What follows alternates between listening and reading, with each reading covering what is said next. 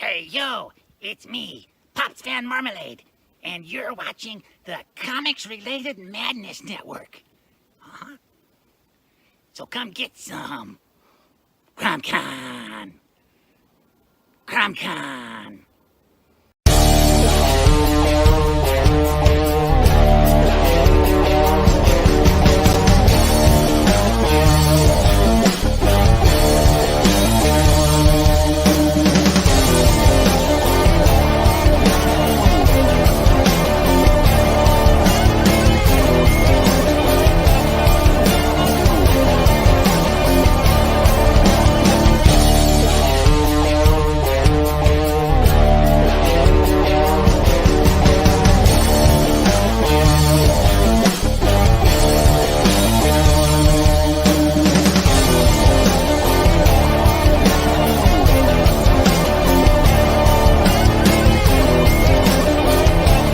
Madness Entertainment Group presents the Madness Comic Network with original programming and additional comic-related content. Hey, we want to shout out to our sponsors, Daytona Beach Comic Con. If you are a fan of comic books, if you're a fan of comic book conventions, and if you like meeting comic book creators and getting comics and comic-related stuff, then you need to make your plans to attend Daytona Beach Comic Con. This year's show is September 9th and 10th.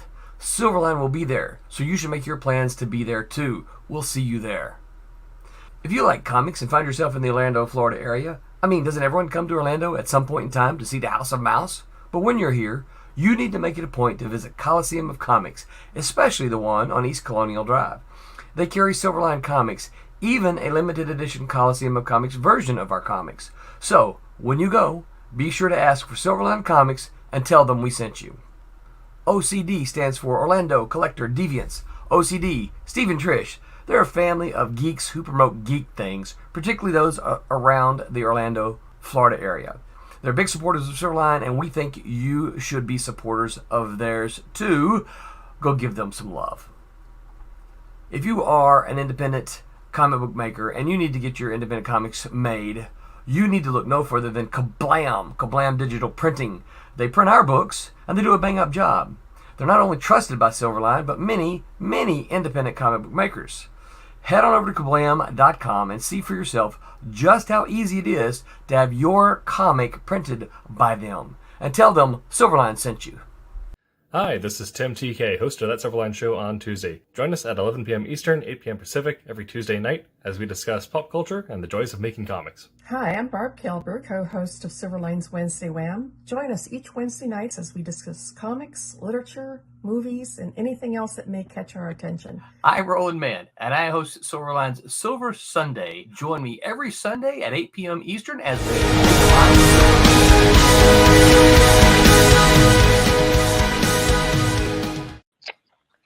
Okay, we are on the air.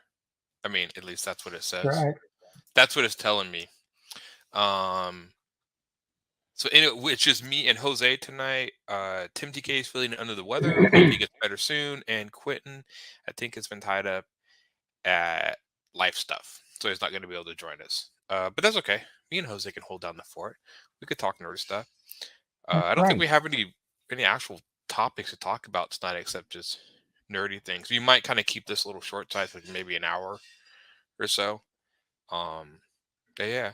I work at Silverline. I'm the penciler of Obsoletes, and I also was the penciler of Fire Rush, and I'll do my own comic, Godlings, which you can find online at I think I have the links underneath. Anyway, it's Humphrey's Illustration at bigcartel.com is my store.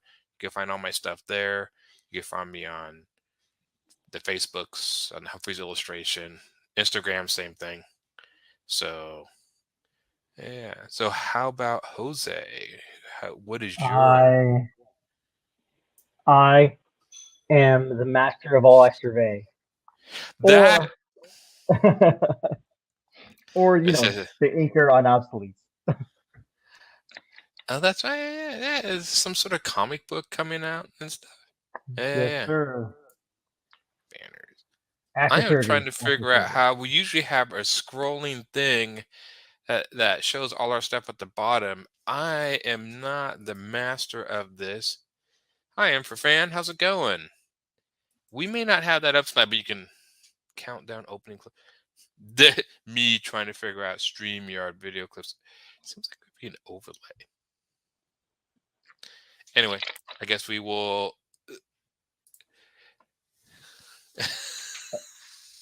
Including Jackbox. That's right. We haven't played the Jackbox game in a while. We make it up as we go. That's Yeah. what our better quality is. So, anything cool happening in Nerdland for you, Jose? For me, I got a convention coming up in January. Oh, that's cool. What convention? Yeah, it's called Old Time Comic Show, and it's the first time they've had it. It's basically sponsored or put on together by a comic shop in Fort Myers, Florida. Fort Myers or Naples? I think it's Fort Myers. Yeah. Called Hero Trader, and if you're in the Port Charlotte, Ponta Gorda area in Florida, it's January 16th, and the tickets are $5 to get in. That's not bad. It's straight up more of a comic convention than like a pop culture Oh convention, yeah, I think. yeah. I've actually talked to the guys from Hero Trader about it, and they said that they really wanted to focus on it being what comic shows used to be back in the day, where you go there because you go there, you want to see comic books, you want to like find comic books from retailers, something obscure that you couldn't find somewhere else, or that your particular retailer didn't have. You know what I mean? So I mean that's what the old comic shows used to be back in the day. That's what I used to go to. Yeah. Like even before Wizard got super huge. You know what I mean? Back in the day, Chicago and Atlanta, and was it Texas and all the other ones. Fan. Right. He says I'm doing fine. Yeah. I actually held one of these shows down once. That was a Wednesday show. It was just me babbling for like an hour and a half. I remember that. Drew stuff. I didn't find out about that till after the fact. Otherwise, I would have joined you. I was like, wait, was you doing I think we lost a lot of fans that night. I think a lot of people came on. I'm like, no, just no, and just left. But yeah, I used to go to. There was a convention around here when I grew up called Second Genesis, and that was the one I went to. That's the one you're talking about. It was like $5 or $6 to get in, and it was a flea market. I mean, that's what conventions used to be, more like flea markets. And it seemed kind of weird because I remember there were comic book stores, but it seemed like, I mean, comic conventions obviously started before direct market, because how are you going to get back issues of stuff you missed? Right. Then they go to comic convention. Then people were like, well, hey, we can make stores doing the same thing. And then, of course, direct market came in. But they kind of coexisted because, those stores can't hold everything, even though they try. I miss those old conventions. They were fun. There's something about the old conventions that's different than the newer ones. And I really can't. Maybe it's the fact like it's not so much. It's so focused on comics that there's not too much other media. I mean, there'd be people selling the old toys or whatever, but there was never like Hollywood or celebrities. I mean, the celebrities would be the local comic guy or whatever. There was just something fun about those. More low key. A lot of the comic conventions now. I mean, they're certainly fun, but there's a different air to them. And I don't know how to. Especially not bad, ones, just different. Not to knock them. Like I went to New York Comic Con, and I did that. Was it 3 years in a row when I was up there for school, and it was just the most massive convention I've ever gone to. And I know some people were like, "It was so awesome," and I'm just like, it was really overwhelming. Yeah. Like, I'm originally from like a small town in Indiana, so like going to something like that, even going to Chicago Comic Con, you know what I mean? Oh yeah. Wizard World. Even that wasn't like super huge. I mean, it was pretty big, but like I could walk around, I could breathe when I'm there. You know what I mean? But like New York Comic Con was a whole crazy another world. I just wow. Yeah. It was crazy. I like the lower shows. Yeah, and the shows are just different, not bad. I remember when I went to the small ones, I hear Infrafed, the small ones are way more fun. They're more low key, I think, and I think it's you can have conversations. It's not people bustling around. Like when the one I went to when I showed at the table, there's constantly people, like nobody can stop and really talk to me. Because they're constantly like pushing people down the line because it's like a conveyor belt of people walking by. Yeah. The smaller ones definitely I have more fun. But I used to go to the Second Genesis, the smaller ones, and then I went to San Diego Comic Con for the first time. That's wow. Okay. I was just like overwhelmed by the amount of stuff. That was the first time where I saw the huge booths like they do for like movies, like DC. Like the booth was Oh like a yeah, floor. I the mean, island, the yeah, island of DC, the island of Marvel. Yeah, I it mean I've was not been crazy. to it, but I've seen pictures, and New York was the same way. Yeah, it was just it was those things, and I don't know. I think they still have them. Like they just did Emerald City Comic Con, and some people been showing walkarounds of the floor. Now I think Emerald City has a main floor, and then I think Artist Alley are they're split between floors. So I'm not sure if the person who was taking the video was on the main show floor, because Oh, I gotcha. think Emerald City is almost like the main show floor is like the booths and the islands. Then it goes up and up. So yeah, they do. That's the one. The crazy ass you deserve attention. That was the thing about the Right? fun about because people there see comic creators and not movie stars. It maybe it's just me, but it is weird to see so many movie stars get so much attention for being in things that they really had nothing. Like the creator of that thing could be on the floor and to get no attention, but the first star in the movie gets all the attention. I'm like, that's like I like like the inker getting all the attention and not the writer or something. Even though they're all important, I understand they're all important, but just kind of like that's I always thought that was weird.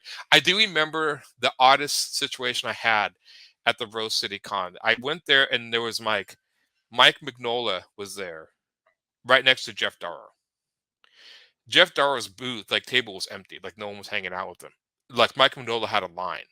Well, Which yeah. because Hellboy is much more popular, but again, Jeff Darrow to me was like the artistic.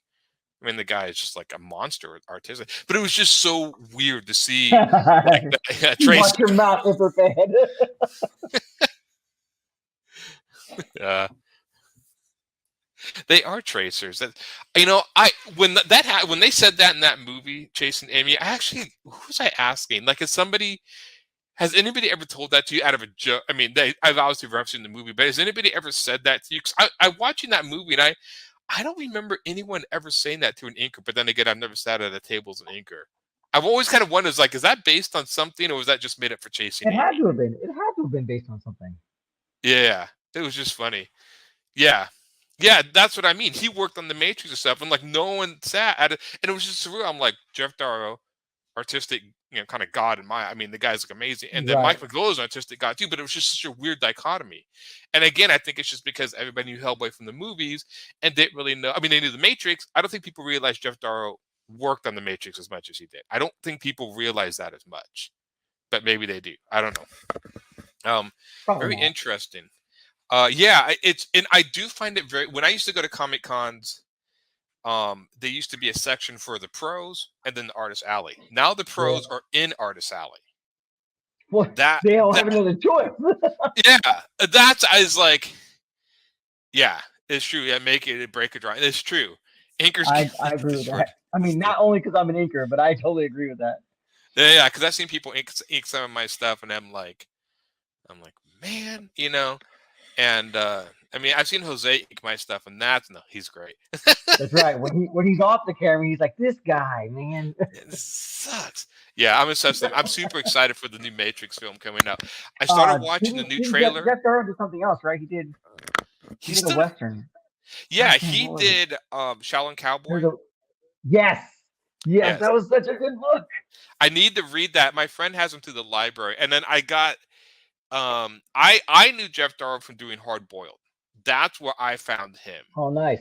And then from there he did Rescue the Boy Robot and the big guy in Rescue the Boy Robot. Yeah. And then he did some other stuff, but then Shaolin Cowboy came out. And when I first saw it, I thought it was just a one-off. Like, okay, he just did this one-off. I had no idea it was like a series.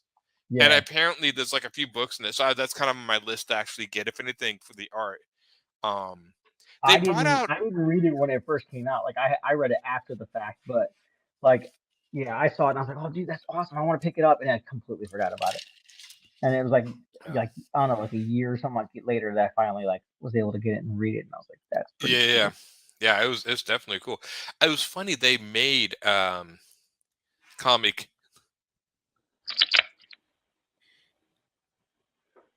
Does the Wachowskis have a comic label? Is this old or new?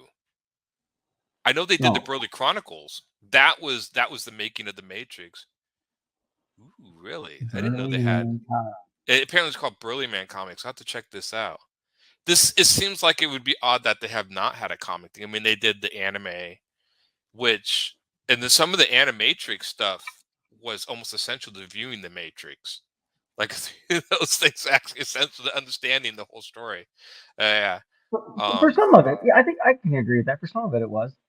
Well, Like they the other stuff and is just that they just wanted like display some like really cool like CGI and animation and whatnot. there But was well, strangely enough, I remember when I saw the second movie, it started out with them meeting about the demise of the spaceship. And I was like, yeah, what are they talking about? And that was actually in one of the Animatrix videos that was called The Last Flight of the Osiris. So The Last Flight of the Osiris is actually the very beginning of Matrix 2. I It's didn't know that. it goes and they go straight in. It's like you watch that one, and then there's another one about this kid breaking out of the Matrix who's like on a skateboard. That's that kid because in the middle of number 2, oh, did they make some? Ooh, really? I'll have to check that out. I didn't know there were Matrix comics. I did not know about this. Thank you. I'm a huge. I don't know why I shouldn't have thought this, but yeah, halfway through the second one, there's this kid that comes up. It's like, oh, hey, Neo. He's the one that shoots the chain at the third movie. Yes, Like, they never say where that kid comes from. And one of the Animatrix videos, they explain where this kid comes from, and then he shows up in the movie. So, strangely enough, the best way I watch the movies, if you watch the first 2 Animatrix videos called The Second Renaissance, that explains the backstory, watch Matrix 1. You watch The Last Flight of the Osiris. You watch the one about the kid waking up, and then you watch 2 and 3. And that's actually almost the way order. They give you all the information. It was great. you don't Yes, need he's more right. information. The game had like 40 minutes of original movie footage too, and the game also tied into the second movie a little bit. Oh, I played the game. I played the Matrix game. That was fun. You played the Matrix game? Do you remember like the Yeah. two like they're in the tunnel and all of a sudden like I think it was Morpheus falls off the back of the semi and lands on this car and it's like Yeah. Niobe driving it. The reason they got in the freeway is that so if you play the video game, it shows how they got into the freeway to begin with. So it shows how they got there, which is not super important. And in fact, I think on my collection of the Matrix, they put all the cutscenes from the video game in that, so you can watch all the cutscenes and then get the general idea of how they got there. But Right. it's just how they show up in the show. But they did, and they tried to make like this whole multimedia, like Emperor Friends said. You can go from Make the it all comics connected. to the game to the movies. Yeah, yeah. It's like you can go to comics to the game, and they all kind of interconnect or whatever. And I don't know if they're going to be doing this.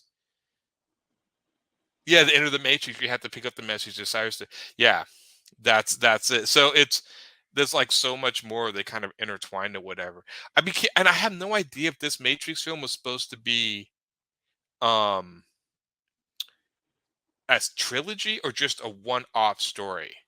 Um he said me nerdy now. No, man, I nerd out about the Matrix too. Trust me, I'm a big fan of it. And I like the sequels, even though the whole internet hates the sequels. My favorite is actually You're probably right. the third movie. I like the third one. They're all great, but the I third like. one was my Okay, which favorite. one was the one that had the big honking party underground and whatnot? That was the second one, right? Yes, I It was, it think was a that. big party, right? I like that one Yeah, only because, and like, I mean, there were aspects of it that were like, okay, that's a little cheesy. That's yeah, just a little too much, right? But like towards the end, when there's like the big fight going on, that one dude hops into the robot. And it's just like blasting at the ceiling. That was probably my favorite part, like cinematically. Just it wasn't anything great to it, but just like you yeah, sense, to me anyway, you sense that power when he hopped in there. It's just like, "Brrrah," right? It was friggin' yeah. That awesome. was actually the third one. So the second, It was the second and third one, third yeah, one were yeah. pretty much one huge movie. I mean, it was Well, like, that's true. and there are people have said that they weren't that they made the first one and that it was so popular they wrote the second and third one. That's not true. You can see remnants. I thought it was like, yeah, I thought it was already like roughly planned out the whole time. It was. So there's 2 references to the sequels in the first movie that no one really connects. He's running down the hallway and he says like, "Take your left." You know, he's like, "Yeah, take your left." Like, "No, your other left," because he tries to go into one door and then Yeah. goes into another door. That's a reference to Neo always choosing the right door when he meets the Oh, architect. interesting. I didn't And know that. so that's referencing, and that is my favorite thing. Changed my life perspective. Yeah, games such as one thing, and that is That was one reference. Like he's supposed to go. Like that's reference to him always going to the right door. And if you read the very text at the end when he calls on the phone and says, I'm going to free them, there's a trace program that starts tracing that phone call. As it traces, it starts saying the anomaly. That's what the architect called him in the thing. So there are two references to the sequels in the first movie. So the whole thing was planned out. It wasn't that they wrote the first one and then, oh yeah, I guess we'll write some more. No, it was one huge thing. And that's why I love the guy. I never thought that. I assumed that it was all planned out. Yeah. Such as one of the, yeah. I love them. I'm so excited for it. And I wonder if they'll do, because the actual color grading of the movie actually tells you where you're at. So green is the mind. Right. I think blue is supposed to be the real world, and there's I think there's a third one, but they would color grade it to show you what sort of like if you're in the mind, if you're outside the mind. I think Machine City might have been another color. They would do the machines, but yeah, it was like, you could pick that show. That's why I always like you always get something out of it. Like every time you watch, you always get stuff out of that film. Because it was supposed to be the common by the end of the show. Neo was supposed to be combining body, mind, and spirit. The sort of like kind of martial arts thing, combining all the one. Right. That's why when he kept saying like everything is light. And when he walked in the Machine City, everything was light because he had finally reached a state of spirit. That's why when he had the blindfold, he couldn't see, but he could see because he was actually starting to see like this sort of spiritual world, like the third eye sort of thing. Right. And the funny thing is, if you watch the very beginning of the series in the Second Renaissance, which is the first story that explains the whole war between man and machines, they said the machines were imbued with the very spirit of man. So if you look at the machines are the spirit, Zion or the human city is the body, and then the Matrix is like the mind, combining all those. There's all sorts of crazy stuff. They're huge on metaphors, and they're all through the film if you watch them.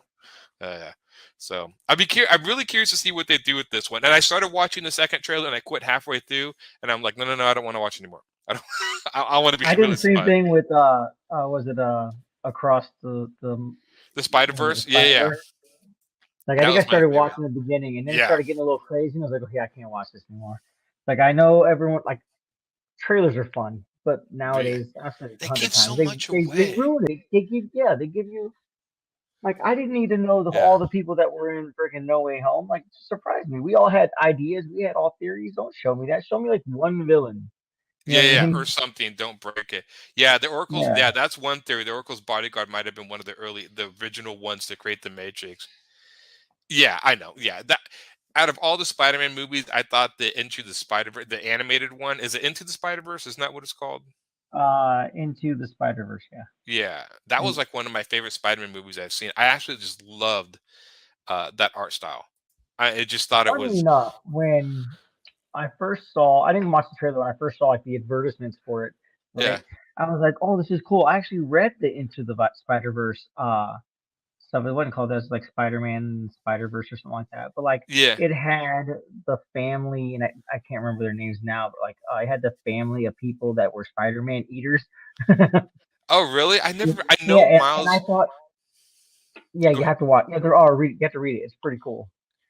Do they have like just a graphic novel you can read of it? Just kind of a collected? I think it's probably already in a graphic novel. It's been out for a minute. So yeah. I think I was still in school when it came out.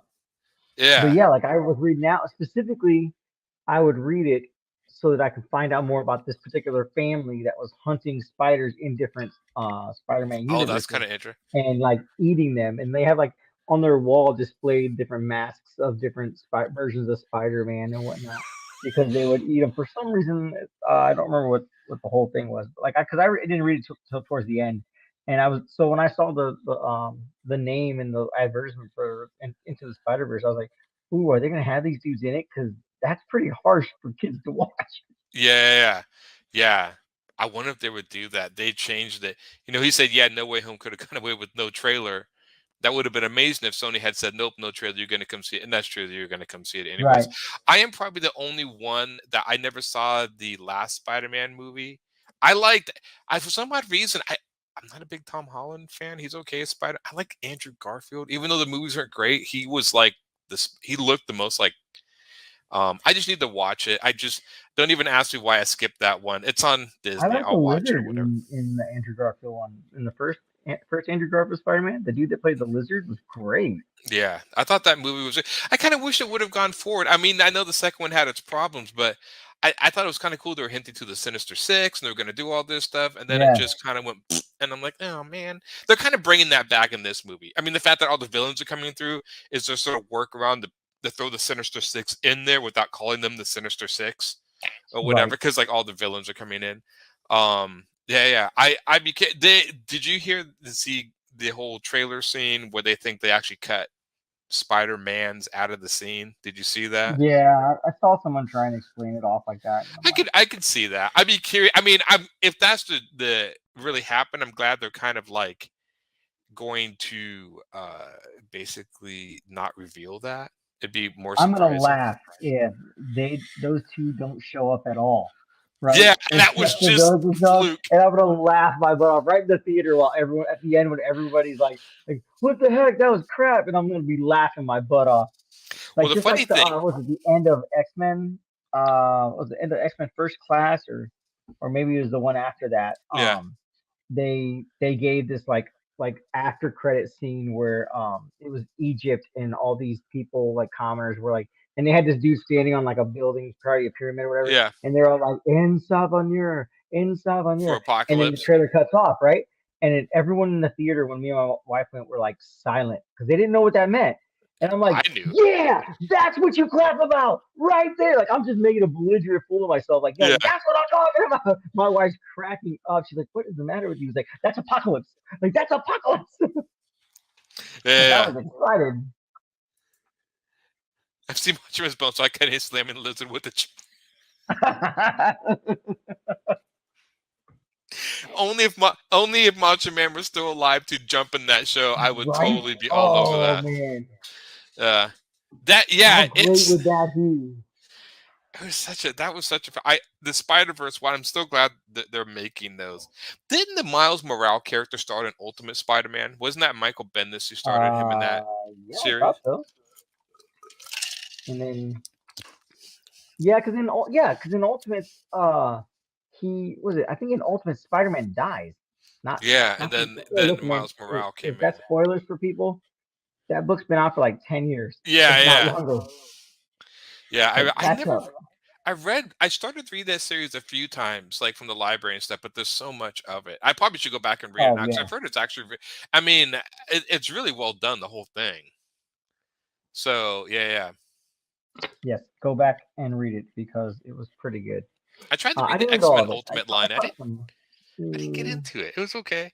I had the Ultimates. I had the both Ultimates books, the first yeah, two books, which a lot of people don't realize that the Avengers movies are loosely based on the Ultimates universe, just with not as dark. with 616 characters Yeah. because they took regular Thor. You know what I mean? Yeah, Was it they are regular making. Thor, um, regular Iron Man, and changed Cap up a little bit.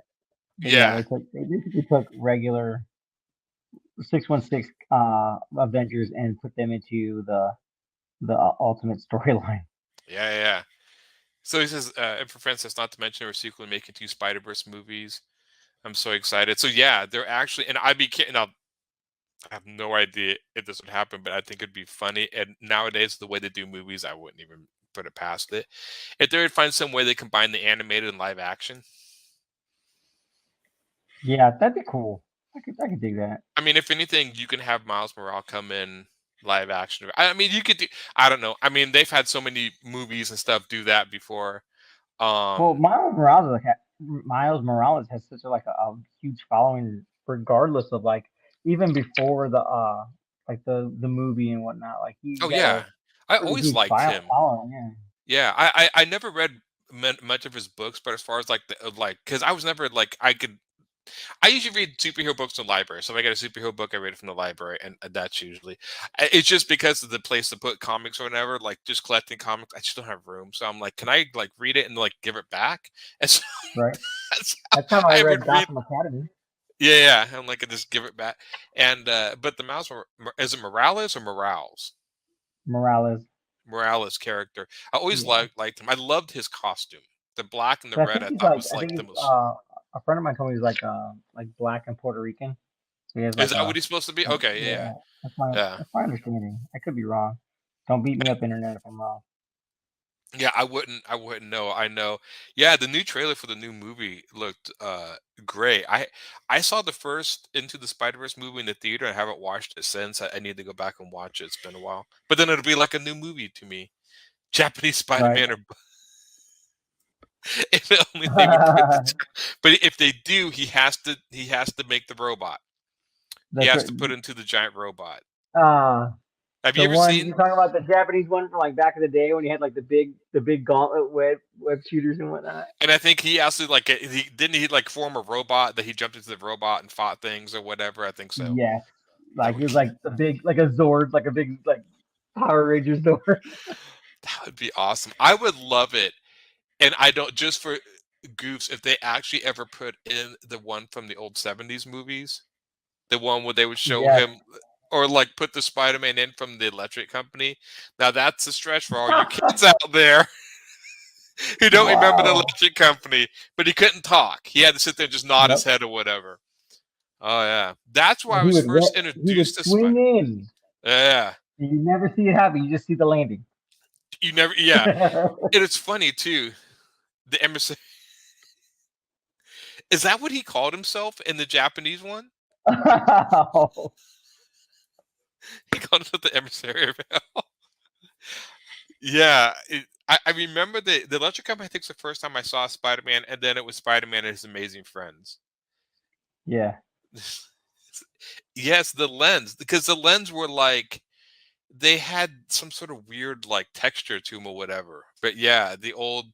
I remember watching those old Didn't they have 70s the speckled Spider-Man. dots? They had like the speckled dots so that he could see, Yeah, something like that. right? Yeah, yeah, the 70. It'd be funny because there's so many variations of Spider-Man. Even if the one I would love to see them do in the animated one, which would be kind of hard to put in the old 70s Spider-Man cartoon, the one with like Spider-Man, Spider-Man, the song or whatever, the old 70s one Yeah. with they make all the memes, and put them in the same art style and same animation frame, that would be hilarious. Jeez. Or do the scene with the Spider-Mans all pointing at each other. There's like a You're gonna meme get like scene with you're gonna get that you're gonna get kids coming from the theater. It's gonna be like silence, dead silence. They're just gonna walk out and just start yeah. crying. I was happy they put Spider-Ham in there. I always remember Oh, Spider-Ham. I I always thought he know. was, and Peter Porker. they made other characters. That's what when I saw them, like, well, they should bring out because I think like Captain America was like a Bugs Bunny, and like they made a whole bunch of Oh no. anthropomorphic So okay, animals. check this out. So the animals, as far as I understand, like those animals they had DC had a plan. It was Earth X, Earth something, and it was Captain Carrot, and he was like with the cape. He was a rabbit with like a mask on, like super buff and whatnot. And they had like the Yeah, turtle that was super fast called Fastback, and then there was a Iron Ham, which got bit by somebody and became like a werewolf. So he had this patch of metal on his chest that was I don't remember. There was a lamb. She was almost like Liberty Bell, but she was yeah. probably like a cross between like Liberty Bell and Wonder Woman. And she was sheep. She was like a lamb sheep person. And then another one was a duck one. I There can't was remember what that one was. he said to go back and watch the after credits of the Spider-Verse. It's been a while. I need to go You back. I talking don't about remember. with the part where they talked to, or was it Spider-Man 2099 talked? Yeah. Which if did you watch the whole trailer of the new one? Mm-mm. Okay, because if you don't No. watch it, that's like the big reveal. Oh no, I know that Spider-Man 2099 is in it. It's like I said, Yeah. as soon as the art style changed and Miles was flipping and all of Yeah. a sudden was it I think his name is Miguel, right? Spider-Man 2099 Yeah. starts to swing in, I shut it off. Like I'm not watching the rest of this. Like I Oh can't. yeah. I want to You be were literally surprised. I like want to enjoy seconds. it. That was the only scene. You saw the whole thing that technically. Oh, okay. That was it. There was nothing else to it. They just Well, showed like they showed him okay. saving it and then that was it. Yeah. There was nothing else. Yeah, 2099 was one of my favorite ones. I love that. I like the 2099 line. I remember I actually they like Ravage 2099. what was that? I remember the Ghost Rider one was the one I liked a lot. the sci-fi Ghost Rider. What Yeah, was the or where Ravage one? he was like Ravage. It was almost like I don't even know recognize Ravage like from before. You know what I mean? But like it was a dude that got he used to work for whatever that company is, Roxxon, Okay. and then he got he kind of got thrown away basically. Okay, I'm looking at it. I remember this now. Yeah, that was one of the Yeah, original characters in 2099. Because all the characters are just future characters, and I know they made a few original ones. right. I remember, yeah, and Yeah, I actually The like that Punisher one because one. that I one. totally forgot that they had the Punisher 2099. Yeah, Yeah, that yeah. one wasn't quite my favorite either. Sorry, Marvel, but it wasn't my favorite. Did they make an X-Men 2099? They did. Yeah, I remember that. I can't remember if I liked that. I remember reading. There were so many crazy. I remember like Clive Barker made like this Hellraiser superhero universe. Do you remember this? I feel that I remember that I don't They remember came out details very, of it though. very loosely, and I remember buying it because I remember, like, I was a fan of Hellraiser, and they didn't look anything like Hellraiser. But I was like, well, the guy who wrote Right. Hellraiser, Was it wrote superheroes. Like, I what are gotta they just called, check the this out. Cenobites? What? Something. What are they called? The Cenobites or Yeah, the whatever the Cenobites or whatever. pinhead people? Yeah. Yeah, and I was like, huh. I think I realized I'm talking about that. I remember that coming out the same time in 2099 stuff. They did all sorts of cool stuff like that. Does Marvel still has the Marvel Max line, doesn't it? Which is supposed to be the more adult orientated. I thought so because I think they have like they have it in a Western one that I kind of read the first couple of them, but not passing. I don't remember what the name of them was. Like I feel that I read them in passing, like just kind of skimmed through them, like eh. Like I like westerns, but that's not quite my style. Yeah, I know they have the Spawn Gunslinger. I haven't read Spawn. I actually went back and tried to read the Spawn comics. That's one that's kind of out, right? It's like 5 issues or so in the Spawn Yeah, Gunslinger one. yeah. I thought about Mike going in and getting some of those because I there's like 300 issues. And I tried to read the old ones, and I'm like, can I just get like a highlight and read? I Right? I like Where's the cliff Spawn the notes? idea, The but I cliff notes remember for Spawn. what? The cliff notes for Spawn. That's what we need. Yeah, because I remember somebody saying like Spawn that he always promises stuff, then like 20 issues later that like the thing happens. Like Right? he takes his time. So yeah. Um, I don't know. Now, maybe people who've read Spawn may know this, but I remember he had like a little meter that he could only use so much of his power, then it would count Yeah. down. Every time he uses power, the countdown would change and whatnot. I think he They actually got burned it rid of out. it I think at some point he burned it out. or something. I got rid of it, or did he burn it out? Yeah. I thought so. I could be wrong. I didn't really follow Spawn a lot, but like I know a few people that did, and I was like, um, not not really my thing. Like he's kind of all over the place, but like people love him. Like Yeah, friggin' McFarlane had just had gold on him when he created Spawn because, geez, that's everywhere. You know what I yeah. mean? I thought the fact that his cape and chains and his suit was alive, I thought was a cool idea.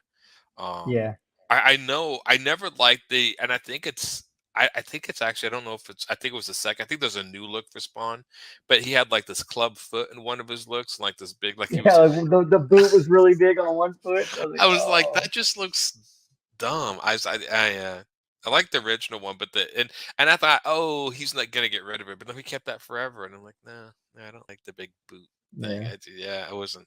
I had a figure of Spawn that had it was that particular design, but like it's like all of I mean I don't think anybody can really complain about McFarlane toys and the fact that he branched Yeah, out to other yeah. avenues like baseball and football and I think Well, he's hockey. He such a did the hockey sports fan. tribute, right? Yeah, Yeah, but like his figures are always like top notch, man. Like yeah. so, my Spawn figure I had, it was like the diorama for it was like the side of a cathedral with a stained glass on it, Okay. and you could post him on it, and he's like coming down. You know what I mean, with his hands out like this and Oh whatnot. yeah. And the cape was a hard plastic, so like flowed behind him like as if he were falling, and like it was fast enough that it pushed it back. It was pretty cool. Yeah. So I had some of the Spawn stuff. I remember he made like Mandarin Spawn and other types of Spawn. I did like the Yeah, idea, and I think that's what he's doing with the new Spawn universe is spawns in other timelines because it's supposed to be every year has like a hell spawn. The one right. thing I Well, never did. I like medieval Spawn. I thought Yeah. medieval Spawn was cool. 90s was 80s. Yeah, right. Yeah, Lots of doesn't that? pouches everywhere.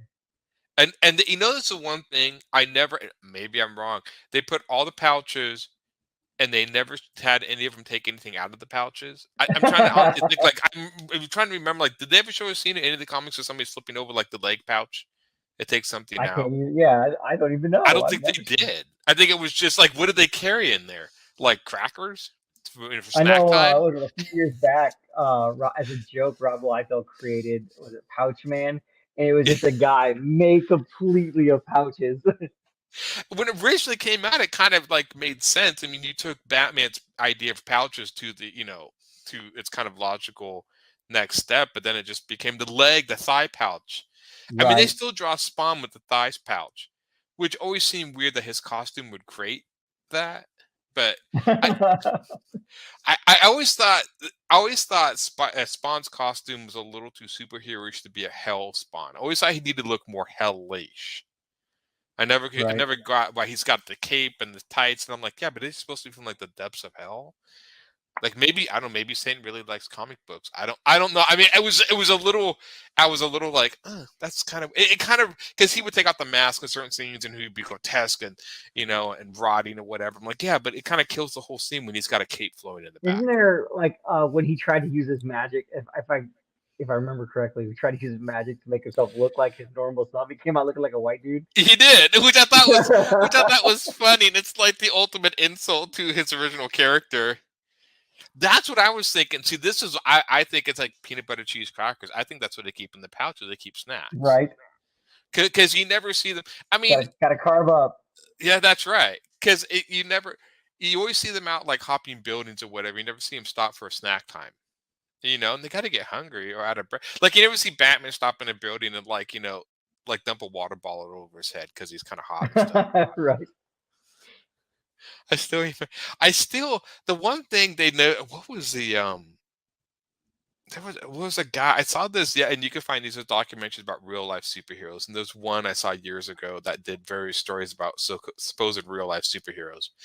Um, which they had one guy that was like actually like roaming, like walking along the edge of this building up high, and I'm sitting here just like, and I think he kind of figured this too. I'm like, okay, let's say you're on this 5-story building, walking on the edge looking for crime. Let's say the crime does happen. How are you going to get down there to stop it? Like jump off a You're 5-story gonna building? jump. Yeah.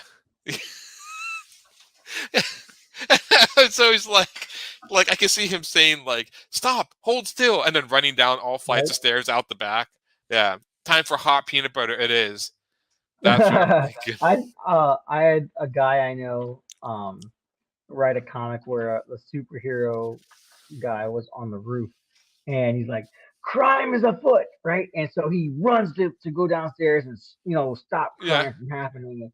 And like it's basically a entire page. It's like I think it's like 16 panels of this dude going down the stairs, right? So it's like down, down, down, down, down, passing a bathroom, down, down, going back up to the bathroom, and then going back down.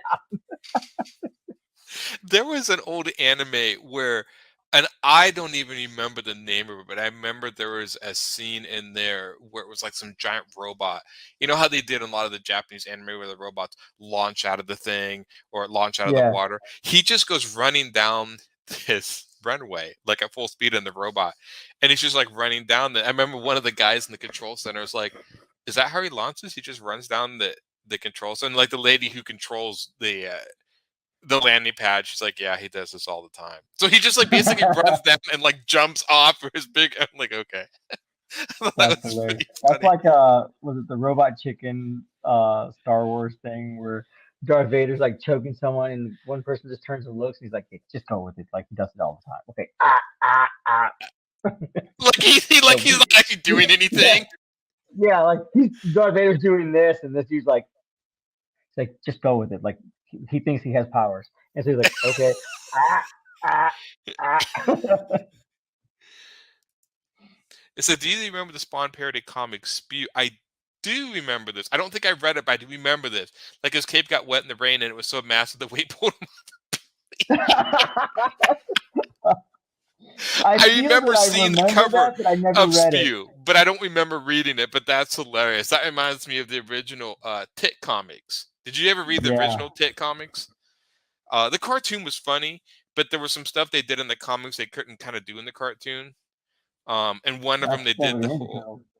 what? That's the same with the Ninja Turtles. Yeah, well, they did that with the ninjas in general. It's a whole like 3-part story in there with ninjas, and yeah, the ninja. I was such a disappointed kid when I saw the Ninja Turtles cartoon. I was like, oh, it's gonna be like the comics, and I was like, what is this? I Yeah, I just was didn't like, even know the comics existed when I first watched the yeah, I Ninja Turtles remember you cartoon. I saying just thought that. it was hilarious. And then I went back and read the comic. Wait, there's a comic? Like, Yeah, oh, that's cool. And then so I read the comic and it was like, oh, they're wrestling in space and whatnot. That's pretty cute. That's pretty neat. And like, no, that's not like the OG Ninja Turtles. Like, what are you talking about? And then they showed me the Eastman and Laird books. I'm like, oh, um, whoa. yeah, they're totally different. And I know I've Yeah. never. I still need that. You were the one that read some of the last Ronin book. Yes, I haven't finished it yet, but yeah. Yeah, it's out It's there. a great story so far that I I've read need. anyway. I want to get that one, and I need to finish. I never read the War for New York City, which is the last storyline of the There original is series. there like anybody that knows me, I love drawing on blank sketch covers, right? Hmm. Like love drawing on blank sketch covers. And I found there was a Last Ronin blank, and I have yet to find it, but I will, and I will own it, and I will draw on it. It will happen. I was always nervous I would Christmas mess is up coming on up, this. family. I was worried I'd mess up on the sketch covers, but some people do amazing stuff in those. There's a store um, downtown here that has a whole rack of nothing but sketch covers. And of various What? comics. Yeah, they're for sale. You go back in this one room, and it's about, I think it's like 5 comics across, and like maybe 5 rows down. It's all these from various comic titles, these blank covers he I need to sells. move to Oregon or wherever you guys I are. know. It's like Jeez. I know they're hard to find. I have seen them here and there, but I've not seen somebody sell them like that. Like you could go and like take Right. this issue and do the sketch Like cover or whatever. one of the stores before Reflection Comics, which is my local comic shop, Yeah. before they opened up recently, like they opened up in October, or October 31st. They opened up Halloween, I think it was. But anyway, um, they he brings me in sketch covers. You know what I mean? He's like, hey, I put Okay. this aside for you. I'm like, that's awesome, thank you.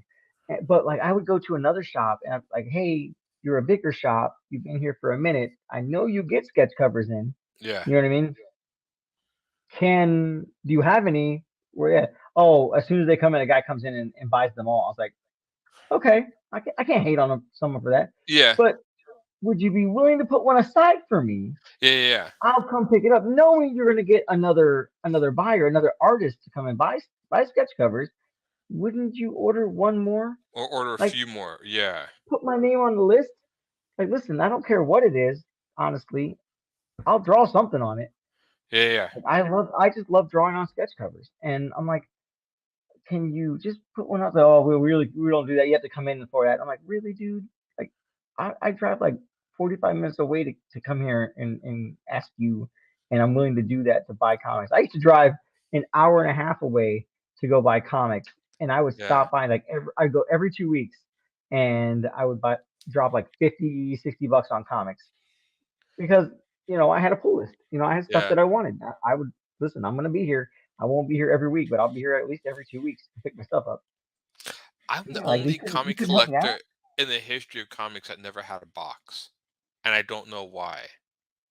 But I was It kind does of one make of it these. easier. What? It makes it easier.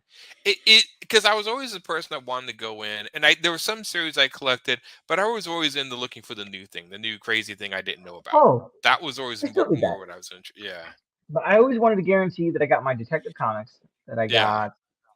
What was it? I got Detective Comics. I got a few other ones at the time, but like Detective Comics is probably like the oldest book, and I don't even go back that far to be honest with you with Detective Comics. But like Detective Comics, and I think I got some Red Sonja stuff. I collected some Conan stuff when it came out. Some Aftershock comics.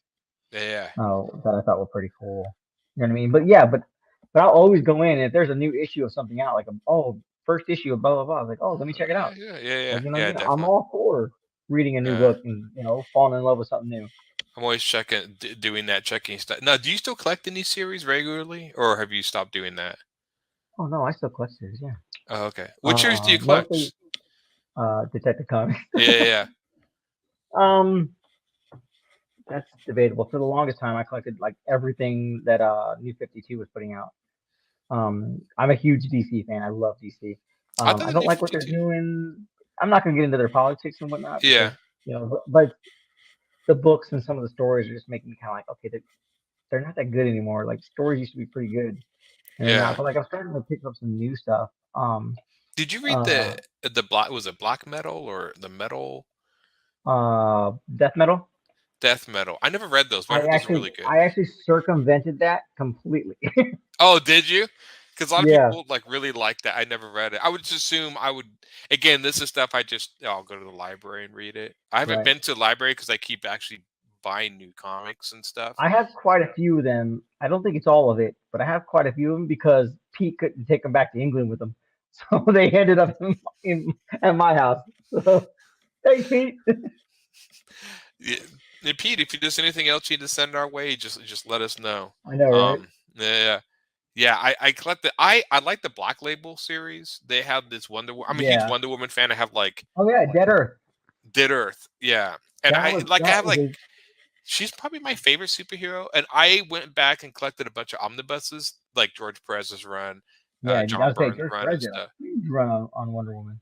Yeah, yeah, yeah. And it's so sorry to hear what happened to him. What happened to him, the news today about his Yeah. diagnosis. Um he's the only Avengers comics I have besides the Ultimate of the George Perez run. Oh And really? it's a bummer George reading it. Perez did a lot of the who because I like collecting older stuff. I know it sounds Yeah. weird, but like I like new books. I love new books, and if I can get new indie books, I will pick them up and read them because Yeah. I love showing support. But like the classics, like I know a lot about DC and a lot about like DC heroes and villains because I collected DC was it DC's Who's Who? Oh, Who's Who of the DC universe, and Okay, I it's think basically was basically like each page was a hero or villain in alphabetical order, and it gave like their base of operations, the first appearance, and some of their background and yeah. how they got to where they were, and then description of their powers. You know what I mean? Yeah. Yeah, Christ on Well, Infinite Earths. Yeah. I read that from the library. I still need to buy that. that was The funny thing that's a bummer about reading George Perez's stuff is he starts out doing it and then they bring in another artist and you're like, no, stop that. But he's still writing right. it. So you're like, well, I want to finish because he's writing it, but then you had the sad face because he's not drawing it. So they did that with Wonder Woman. I'm like, okay, yeah, yeah. But yeah, Yeah, I and posted on our group thing. I have somewhere. I probably lost it to be honest with you, in like the 87 moves I've done. But I had a photo of a guy, a friend at the time that I went to Wizard World Chicago with, mhm, and there was an after party, and we went to it. You know what I mean? He's like, oh, there's gonna be artists yeah, and stuff there. Let's go check it out.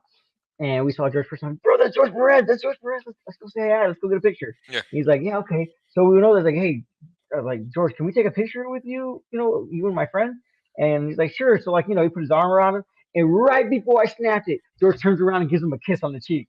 I was like, what? I heard he was a really That funny, nice guy. I never got to meet him was at a show. hilarious.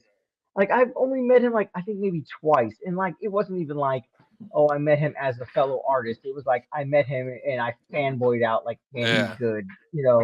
Art. I think God, my one of the cats are attacking each last other. artists I fanboyed out was an artist named Larry Stroman, who Very did, strong. yeah, if you look at, he's one of my all-time favorite artists. He did Alien Legion. That's where I discovered him from. He also Oh, did okay. X Factor. He's the one that made all the yellow and blue suits. He has this very unique art Oh, style that he does like graphic design and stuff. And there was a convention a few years ago that I walked by and I'm like, is that is that Louis Strowman? And then he's just sitting out by himself, and I come over, and I didn't have any money at the time because I spent all my money just to get into the convention. But I Right. wanted to buy something his, but I had no money. But I went over and talked to him and said hi, and I was like, "You're my favorite artist." I was looking at your stuff, and I was like, "Oh, thanks, man." Very humble guy, very nice guy. But again, I was just like, it's weird when you see like your artistic heroes and like no one else is around them, and you're like, "Why? This guy should have a line." I mean, he's Right. he's a big influence on me. Even though my art doesn't really even look like his, he's always been an influence on me. Yeah, but that Um, it doesn't have to. You know what I mean? yeah, Like I'm influenced by like several artists, but like even just like within my sphere and whatnot. Like I'm right. influenced by Afua Richardson does she did stuff for like World of Wakanda and James Bond comic and like a bunch of other stuff like Heroes or Yeah. DC and Marvel covers and stuff like that. And all her stuff, almost all her stuff is done on Illustrator. You know what I mean? She does Oh basically yeah. her pencils and her inks, everything on Illustrator. That's And crazy. like I love her work. And then Stuart Sager, I'm a huge fan of Stuart Sager. He did That's, the Bionicles. He did the covers for oh, Bionicles, and then okay. he also did the Kiss comic book. He did the covers for those. Like if you look at them, they look almost painted because he like if you ever seen him work, like his hands are filthy when he's done because he's brush and all kinds of stuff, and then he'll take Montana acrylic paint markers on his Yeah. hands and just smear them, in places that he feels it needs that touch and whatnot. Like he's crazy. Yeah, some artists are just amazing. You see their work, and some work really big. Dan Burrington is another one I really like. He does Nocturnals Yes, and stuff like that. yes. He And, did a run, an Elseworlds run on Batman too, where he did like it was like Robin. Tim Drake was like Robin, but it was like he wore like a Letterman's jacket. Robin, it's like oh, it was really? crazy.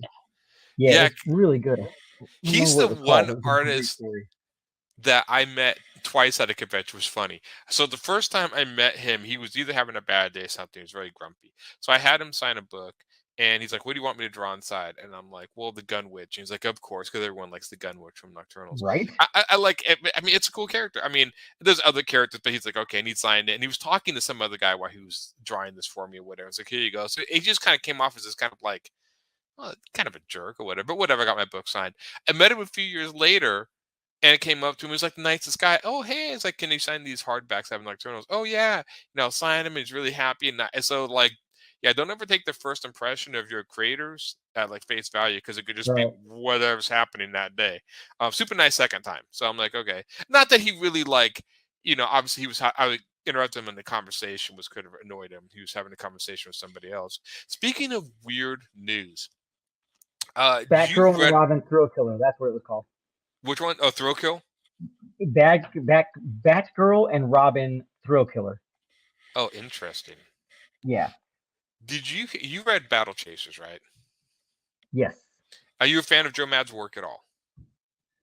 I love his work. I loved his work when I was younger. I felt like growing up, I was like, oh man, I want to like emulate his style because I love the big, thick, bold Yeah. lines. You know what I mean?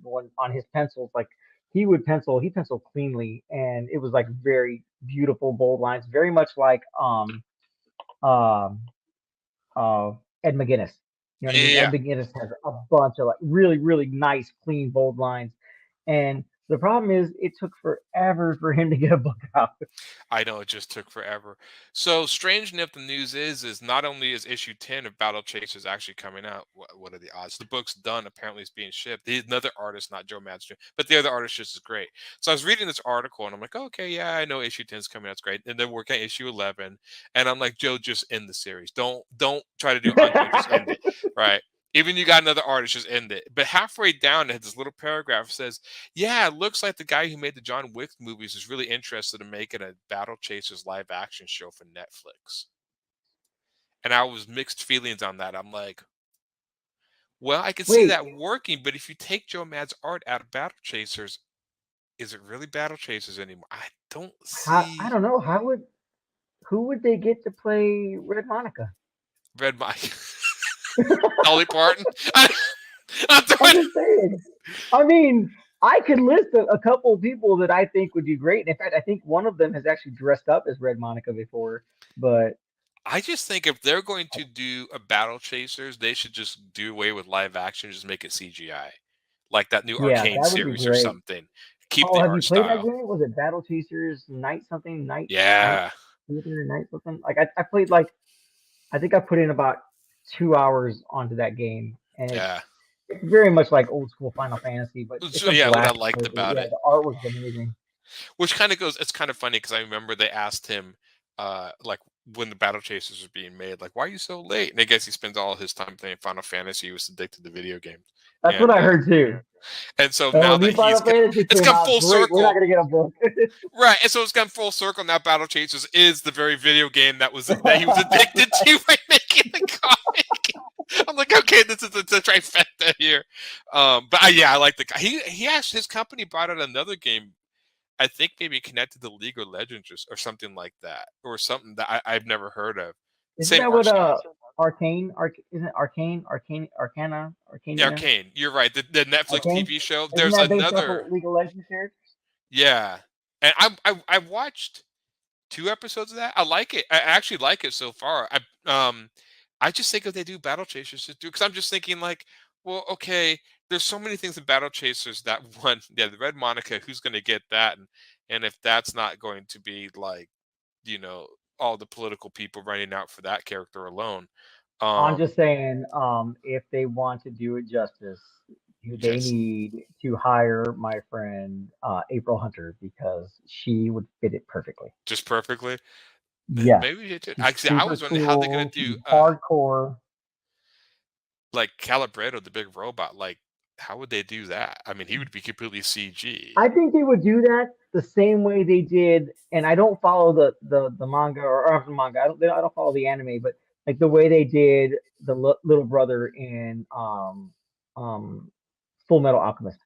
There's a You live know what I action mean? one, how they did him. Yeah, I haven't seen that's the what I'm live saying. action one yet.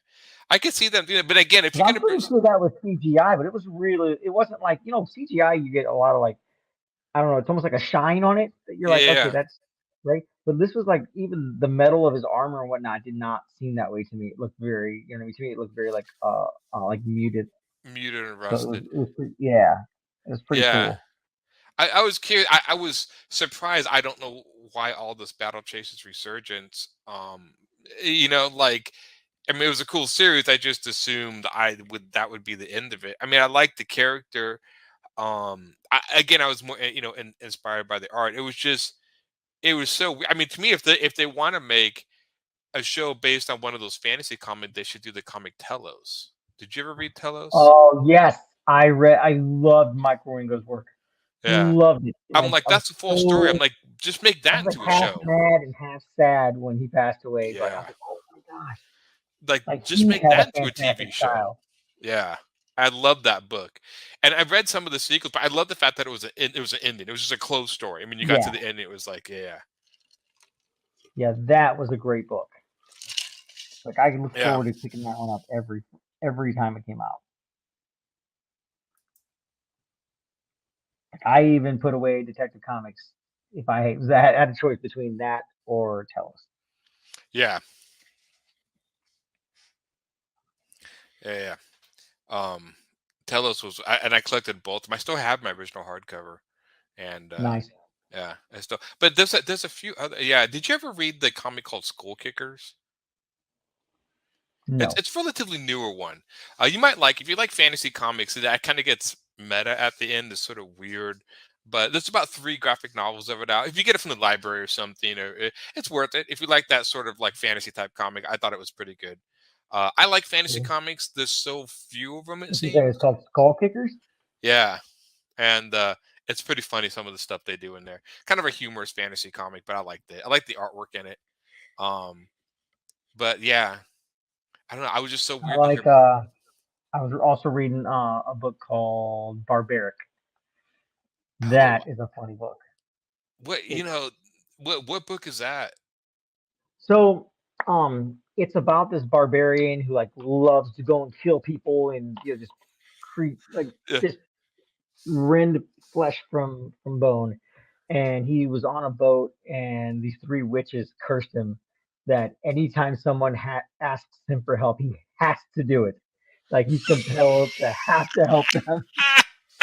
Like you were pretty much crap, up until this point, and you were crap to us. So um now anytime someone asks you for help, you have to. And then one person like turns and looks, "Aren't you going to help me?" As he's walking like out of ours, like, Yeah. "Ah, crap."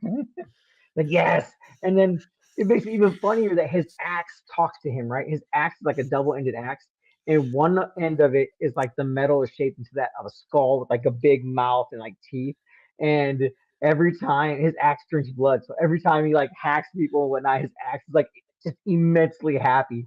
And there's one time he was going into like this like church that had all these like bad monsters and whatnot, and he was just like swinging and hacking, taking everything, and like the whole time he's like I'm gonna get out of here, blah blah. And this axe is like all drunk, like drunk off the blood. It's like just keep going. Just keep going. Just give it. It was so funny. It's And called just the Barbaric. interaction between him and the axe is hilarious. I have to write that down because I love stuff. The other, there's another comic I was reading for a while called Headlopper. Headlopper. I think we have a theme tonight. Yeah, that was a pretty funny comic, and I think I had the first two, and there's a third volume out that I've yet to buy. But I usually buy graphic novels, and then I take my.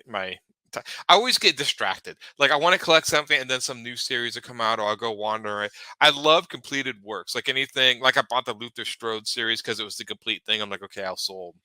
Um, I used to be running around collecting stuff. Now I'm just more like, can you give it to me in all one book, especially if it ends, and I'll buy it then. I like having the floppies. I like being able to like leaf through them, even if I have all of them. Even if I buy the complete set in floppies, like then I can just like, There you know was what I mean. well, I I love think it. I did I tell you about that? I've talked about this before on Silverline about the company called TKO Comics. Yeah, yeah, yeah, Yeah, would they do the floppies in the box? yeah, yeah. Yeah, They I in got one fact, of I those. think Those they are came cool. to the Kubert School our third year to do portfolio reviews, I believe. Oh, really? Yeah, Yeah, because I actually bought one of those where all the comic books are in a little box or whatever. I'm like, oh, that's really cool. The box doesn't stay in greatest condition, but it was just the idea that they're all in a box. I'm like, oh, that's right. different. You never see Already it. pre-collected for you. Yeah, yeah. And I like the kind of they come a little oversized or whatever. I like floppy, especially if they kind of like add like a like they seem uniform, all kind of connected together. I have Yeah. collected. Oh, yeah, yeah. That's what I'm trying to do. With my Goblin each Goblin book kind of looks like the same sort of format, except different pictures. They all kind of look like they go together. At least that's my idea.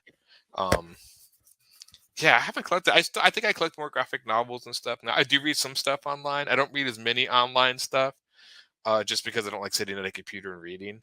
Uh, Right. but I try not I to. do I try some. not to read anything.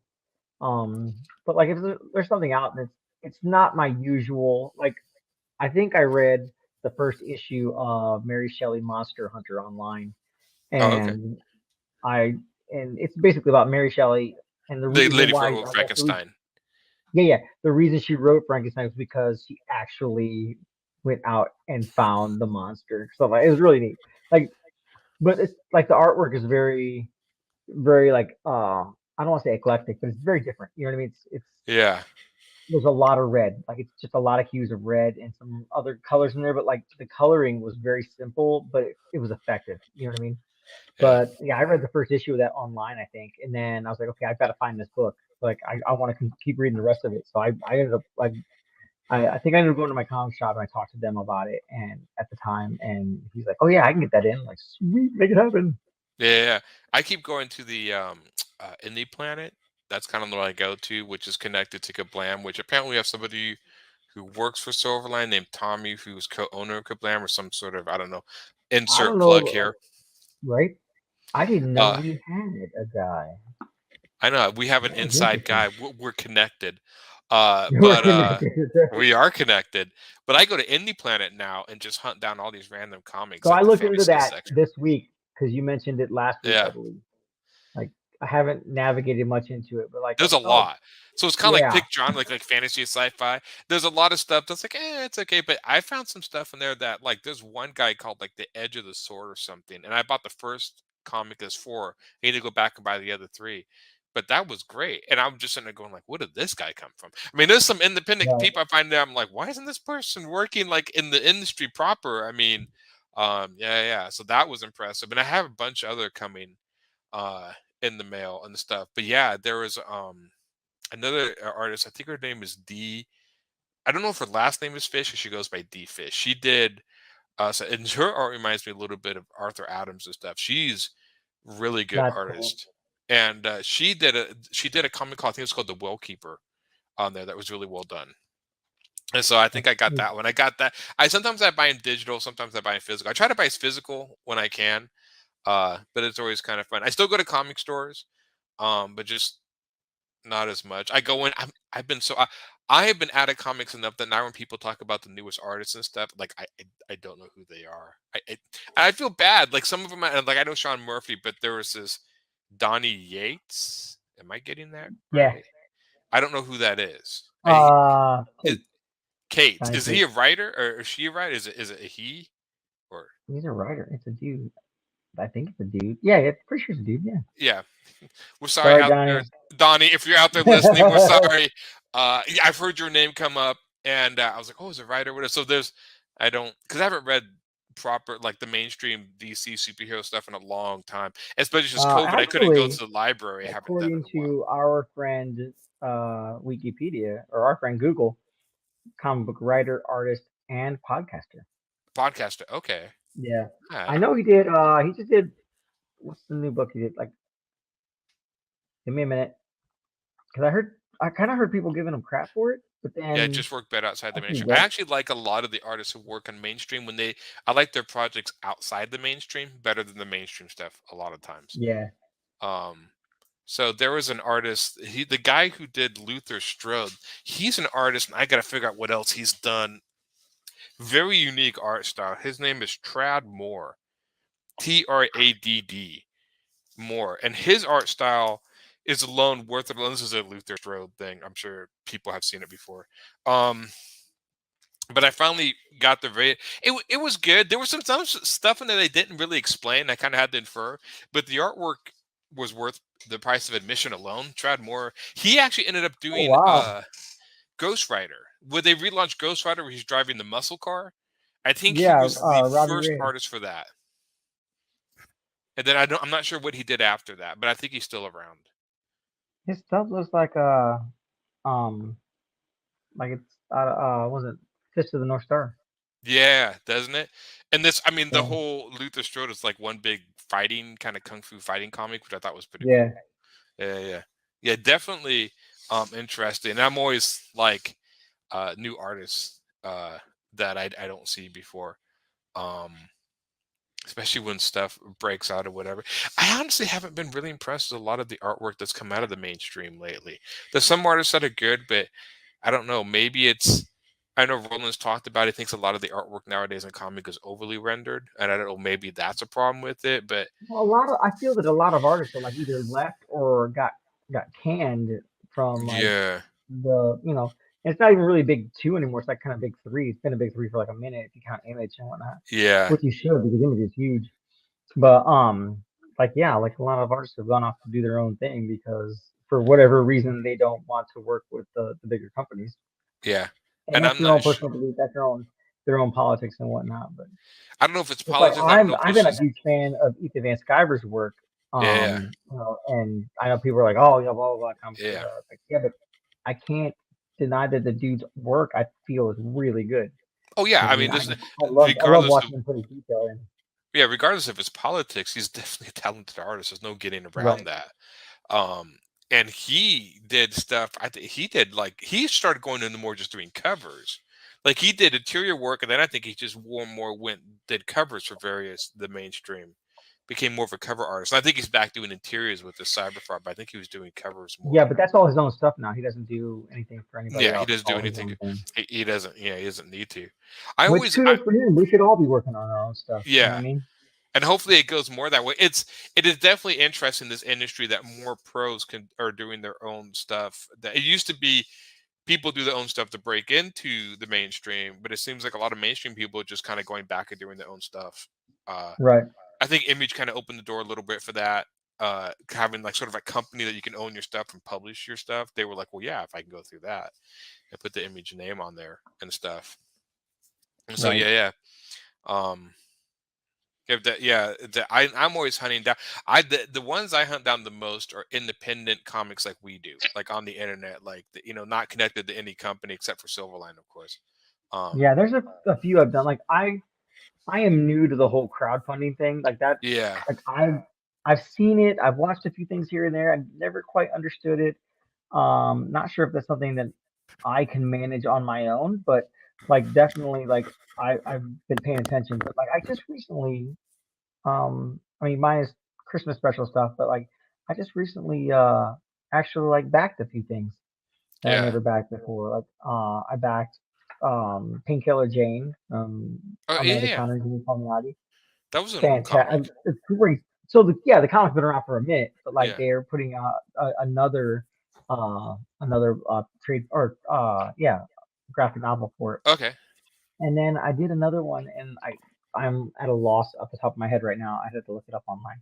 Another one was a western, and I'm like, oh, I like it. There was one that I don't have them on hand, but there's a Western comic I've been getting through Kickstarter called Lead City, like Lead, like lead bullets. Okay. That's a great comic. There's 2 volumes of that out, and you might be able to find them for sale. This is always kind of my bummer. It's like I wish sometimes, and I don't know, maybe this is after done with the Kickstarter, do they put in an online store that you can buy in case you missed the Kickstarter? But I don't think they do that a lot. I So know that was it Indiegogo now has, or not now, but like has where you can do the was it on extension, demand? yeah, Yeah, so like if you fulfill your goal and whatnot, I don't know if it's like if you exceed it by a certain amount or if you just fulfill your goal, you can right, actually send it into like an on demand where even after your thing is complete, they can go by and keep buying your book. yeah, Like I yeah. think that's really cool. I know I when Kickstarter first came out, it seemed relatively pretty straightforward. You know you make some prizes. This is what you want to raise the money. Here's the prizes. But now there's like tiers, and like you raise so much money, you unlock a tier, and Yeah. then they make packages. It seems like a lot of work to give these And packages then add-ons on top of add-ons on top of and that. add-ons, and that's where I start getting confused. Like I'm like, Yeah. okay, I so see that. do I add on everything? And I think Kickstarter's kind of made it. I kind of like the way they did it the last few times where I've pledged for comics on there. You go to after you pledge, you go to a page where it's like, here's these other things you can add on, and you can Yeah. just click. I'm like, okay, that makes it a little easier because they had to explain like, here's these packages and this package is limited to this package you can add on this, and I'm just like, wait, what? So I have a friend who's run a few Kickstarters, and he said he'd help me if I ever did one on my own. So I'm thinking about maybe That's doing it for cool. my comic godlings. But the thing is my comic godlings is available to buy in my store. So I still got to figure out like, so if I'm kickstarting the comic that's been available to buy in my store for a while, is it really a Kickstarter? But then people say they use Kickstarters for all sorts of things. So I'm like, well, should I just kickstart the graphic novel? And in the Kickstarter, should I tell them if you don't want to wait for the Kickstarter, you can go buy the comic from my store? So I'm trying to Possibly figure. because if Yeah, you're kickstarting the graphic novel, that's what you're trying to promote. You're trying to promote. right. Listen, But we've then if already you want got to these buy the books. single We put these issues, books out. Yeah. yeah, you can go to my store. All I need you is give me your money so I can print this all together in one book. And I've actually thought about bringing the target price down low. Like, so, like if you're using the Kickstarter to not do a print run, but just like maybe a print on demand sort of thing, that Yeah. basically whoever backs the Kickstarter gets the book and just use the Kickstarter as a promotion thing. So keep the actual target money for like $500 or something. So it's easier to accomplish that goal. And then once they accomplish it, anyone who signs the Kickstarter, it's like, well, the book's already done. So if you just basically, if you back the Kickstarter, you'll get the book guaranteed because it's done. I'm Right. thinking all sorts of different ways. I'm still trying to figure this out because I was like, I wanted to make before I really put Goblins out there. I wanted to make all 12 issues because I didn't want to be late. I didn't want to put my book out in the stores and stuff, and then have it be late. I want the whole thing done, and then that way, when I release it, it'll release on time because it's all done, and you could just Right. yeah, that was my idea. Um, That's what Billy Tucci's doing with Chi.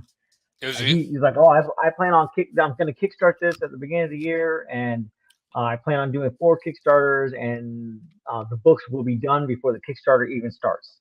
Yeah. Like all the art and everything's ready to go, and then Kickstarter, I guess, is the paper printing and Because whatnot. it And used to be, yeah, Kickstarter. There was a lot of. I think what Kickstarter kind of got a bad rap is a lot of people would draw a page or two, and then we're gonna kickstart this book and show a preview, and then they would get the money and then never actually go back and make the product, which has been a huge problem.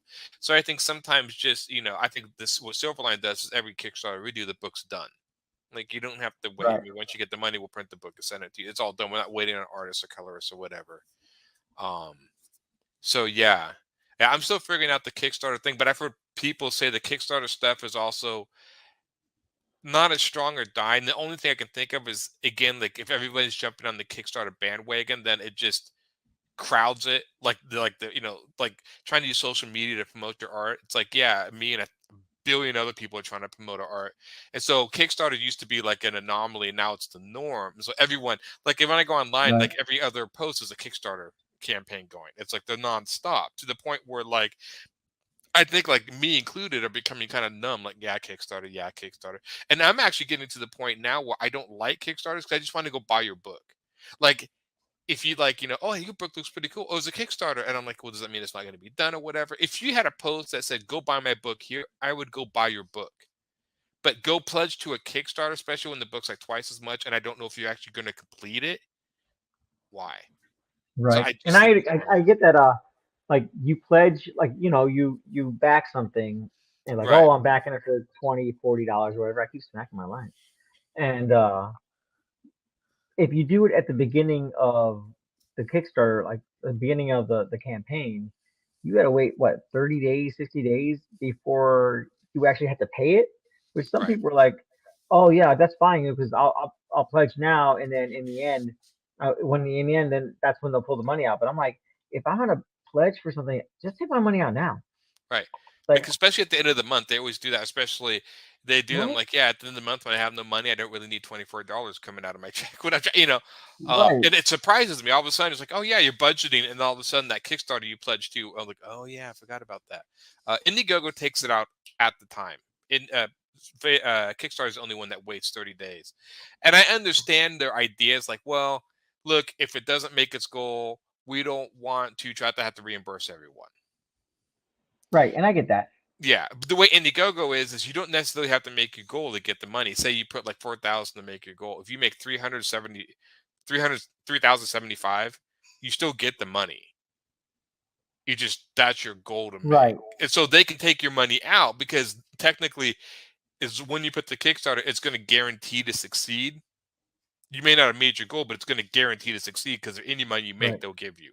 Kickstarter is different. So I understand, like, yeah, if you don't make the goal, then no money's taken out. So I'm like, okay, I understand it. But it's still, and I see so few independent comic artists actually post stuff to buy in their store. Like, does anybody even have online stores? Like, I rarely find posts of like, go to my store, buy my comic. I'd love to do that. Everything I find that's cool is like it's a Kickstarter. Like, and I just even if it's the coolest book, I just gloss over because I'm like, will I ever get this book? Is it right. done? And I Is it, can see that. I can see that, like, not so much insecurity, but like, you know, lack of, I don't know, like, it's hard to have faith in a book when, everything that you've seen or at the time, yeah, keep watching these books fail, or just people not continuing on and finishing it. And then all of a sudden, like, why would I get interested in something like that? I know that Sean Mandrake, she was one of my teachers at school. She has her own mhm, book called Blood of the Taken. Basically it's a vampire book, which is really cool. And she sells it on Gumroad. I think it's called Gumroad, okay, right? And at first, when she first had it on, it was like, oh, how much you pay, how much you feel. And then I was like, I feel that I should be paying quite a bit of money because I like the art, I love the yeah, story so far. You know what I mean? And then I guess she just marked it at like $5 and whatnot, and was like, just expect me. Like I sent her a message. I'm like, just expect me to buy it every time you post online that, yeah, oh, I have a new book out. Expect that I'm gonna get one. Just know it's gonna yeah. happen. Well, I'm amazed that people go to Kickstarters and they'll sell issue one for like $10, $15 for issue 1 of a physical copy, because the PDF is $10, and then $15 for the physical copy. I've seen one that like, you want the second issue, because it'll be like issue 2, the Kickstarter. You want issue 1, that's 25. I'm like, $25 for 2 floppy comics? Are you crazy? I'm like, you can go to my comic. All my comic books are $5 on my store. You Right. have to pay for shipping, just like you do on Kickstarter, but they're $5. I can't people go to do that, but they happily go drop $15 on a floppy. I mean, and I get the idea. It's like, yeah, but they're trying to kickstart. So by giving the 15, you are also helping them and getting a comic. So I understand that sort of Right. mentality. But again, I'm like, I've often wondered, could I actually what would happen if you can like pay $5 in the Kickstarter, get the comic? I'm Well, curious I to think see if that's. that I works. don't know if you could do something like that with Kickstarter. I don't think because Kickstarter has that like formula to be able to do that. I know, like I said, Yeah, Indiegogo does. Like once you said it's like 500, meet your goal, and then it hits on demand. You know what I yeah, mean? Because then you can buy people can buy your book or book whatever. on that. But like, I mean, I'm not like complete Kickstarter savvy, but I'm pretty sure that they don't. Nothing I've seen has shown that. Like, if you want to buy their book, you wait for the next campaign. Like, oh, by the way, we're doing issue 3, and if you pledge at this tier, you can get 1 and 2 at the same time.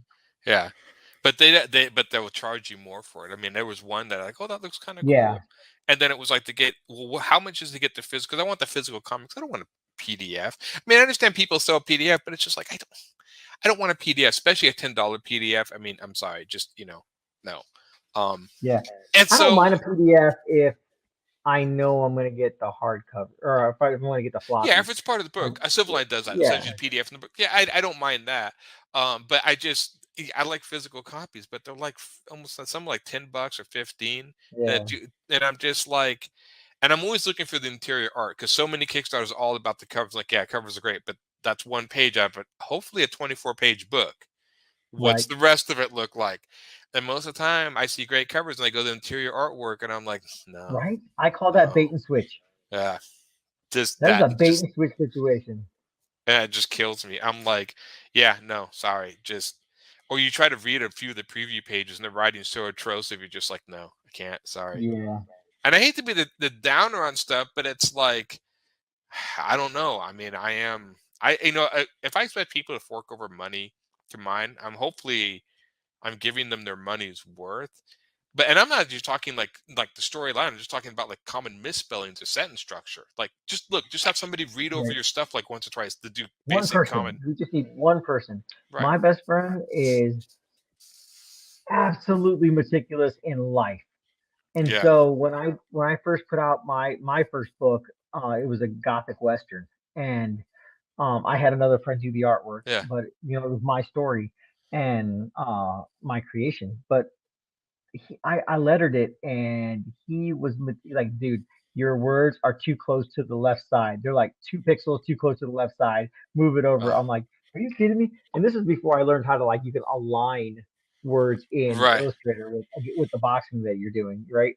So I'm sitting there doing this by hand. I'm like, tap, tap, tap, tap. That, But like, yeah, he's like super meticulous. But you want that, especially like yeah. from, I mean, maybe not such a hard case that's gonna, kill you while you're trying to redo everything. You want to Yeah. strangle and choke them out and bury them in the swamp. Like, you definitely want someone that's gonna be like, listen, you want it to look good, then you need to listen to what I'm saying, because this is wrong. This doesn't look right. This isn't balanced. You know what I mean?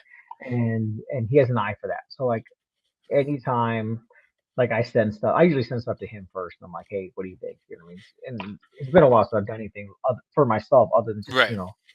pinups and stuff like that, which is what I've been doing lately. Um, just because they're easier, I don't have to like focus on them, Yeah. You could just with my eye and whatnot. So and you get like half the right side of your image is blurry, the other side isn't right. you know?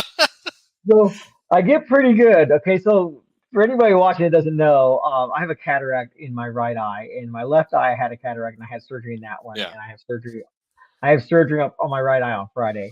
But like, when I had a cataract in my left eye, my right eye was still not as bad, and so I'd be sitting there working, and then I would reach over, and cover up, like, because you're looking with Yeah. both eyes. I would reach over and like try to do something, and I'm covering up the art with my right eye.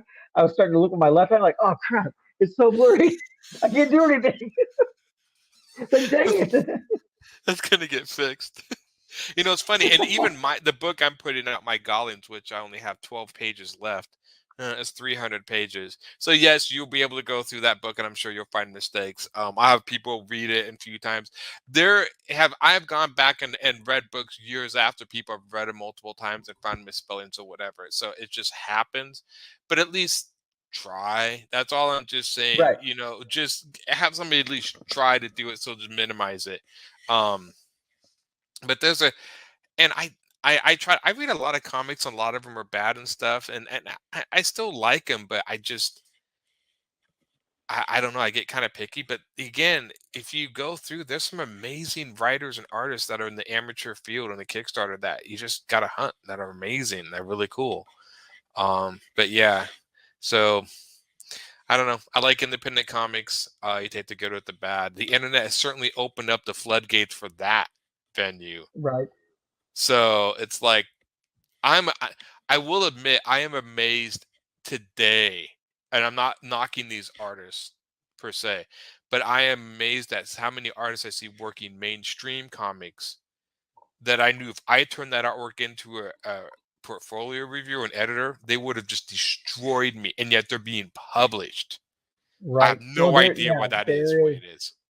like, I would say, a famous issue of Captain Marvel, and I'm not going to say the artist's name, Yeah, whatnot, but it's just, there's no way that that would have gone through even like 5 years ago. yeah, You not know what I even mean? close. You're like, what? Like, I mean, I understand hurrying up and doing work, but like, there's no line weight to it. There's no, you know what I mean? There's no depth to it. Like, it's like you quickly with a pencil, that Yeah. was it, or you just did it with a ballpoint pen. I'm like, ballpoint pens can be beautiful work. Ask Frank Cho, Oh yeah, but yeah. this is not it, right? This is not it. It's amazing And because yeah, I it feels weird because me and you have worked, like many artists I know, have worked so many years to perfect our skills, and now sometimes I feel like, was that even a mute point? Because people who are younger and obviously less talented than me are getting professional jobs, and I not that I'm really striving for these big professional jobs, but I'm amazed at some of the artists. I mean, I'm like, yeah, these are the artists that were starting out like at Qbert and stuff. Because I went to Qbert a little bit. Like yeah. these are the guys who are going to grow into an artist, but Me they're too. High already five. there. I like the Q. I went there for a few months, but I liked it when I went there. Um, but yeah, I know I'm amazed, and some artists are amazing, but I am amazed at some of the stuff. I'm just like, okay, I guess that's, and I'm talking like I know there's a lot of young adult art, like that are almost like the Steven Universe type art or whatever. That's on purpose, and that's good. Right. I'm talking to ones who are obviously trying to be superhero or realistic and just missing the ball. They're missing it obviously, and it's like, yeah. And I don't know if they come cheap. I would assume most of it they get it done on time. That's probably like 1,000% why they're getting work, because it's done. But I am amazed at some of the artists that go through there, and I Yeah, just we should never sacrifice quality for like expediency. yeah. Like, I I've mean, I always know, and been obviously I'm not working for the bigs, but like even for the work I do, the stuff that I'm working on for Silverline, stuff I've done for myself, stuff I've done for, yeah. my friend's small press company, Pickle Press out of Indiana. Like, I work my best to try and reach my deadlines, but I'm gonna try my best to make it look good and not, Yeah. not just like like slap some ink on something, chuck it out. You know what I mean? Like, I can't And do this that. is Then I won't feel good about myself. exactly. And this is I remember there was the old adage, what's more important, the artist or the writer in comics? And I'm always going to say the artist, and people balk at that. And I'm like, look, you can have the best writer in the world. If the art looks crap, no one's reading it. And I do the analogy like, let's say you went and saw the original Star Wars. But instead of the amazing special effects that kind of made that movie what it was at the time, you could see the strings holding the ships, and you can see them bobbing it. You wouldn't Right. hear about that movie. Even though the story was good, you wouldn't hear about it because it's not visually representing what you expect. And I think that's the same way. I mean, you can have the best story in the world, but if the artist's not holding up that story, it's not going anywhere. And I hate That's to say that very because true. I do, but it's like comics is a visual medium. If you're going to drop the ball, no one's going to go see the most amazing movie in the world if the what they can do graphically today is half like, oh yeah, we just phoned it in as some guy and a guy. You're like, no. If they brought out a Marvel movie in the cinematic universe and did all the graphics in PlayStation 1 style and said, oh, but don't worry about that, the story's good, no one would go see it Right. because they know what you can do. They've seen it. Why are they accepting this subpar work? That would, and then of course, it would never happen to movies to begin with. So when people say like, "Oh yeah, but just any artist can draw the comic, as long as the story's good," I'm like, mm-mm.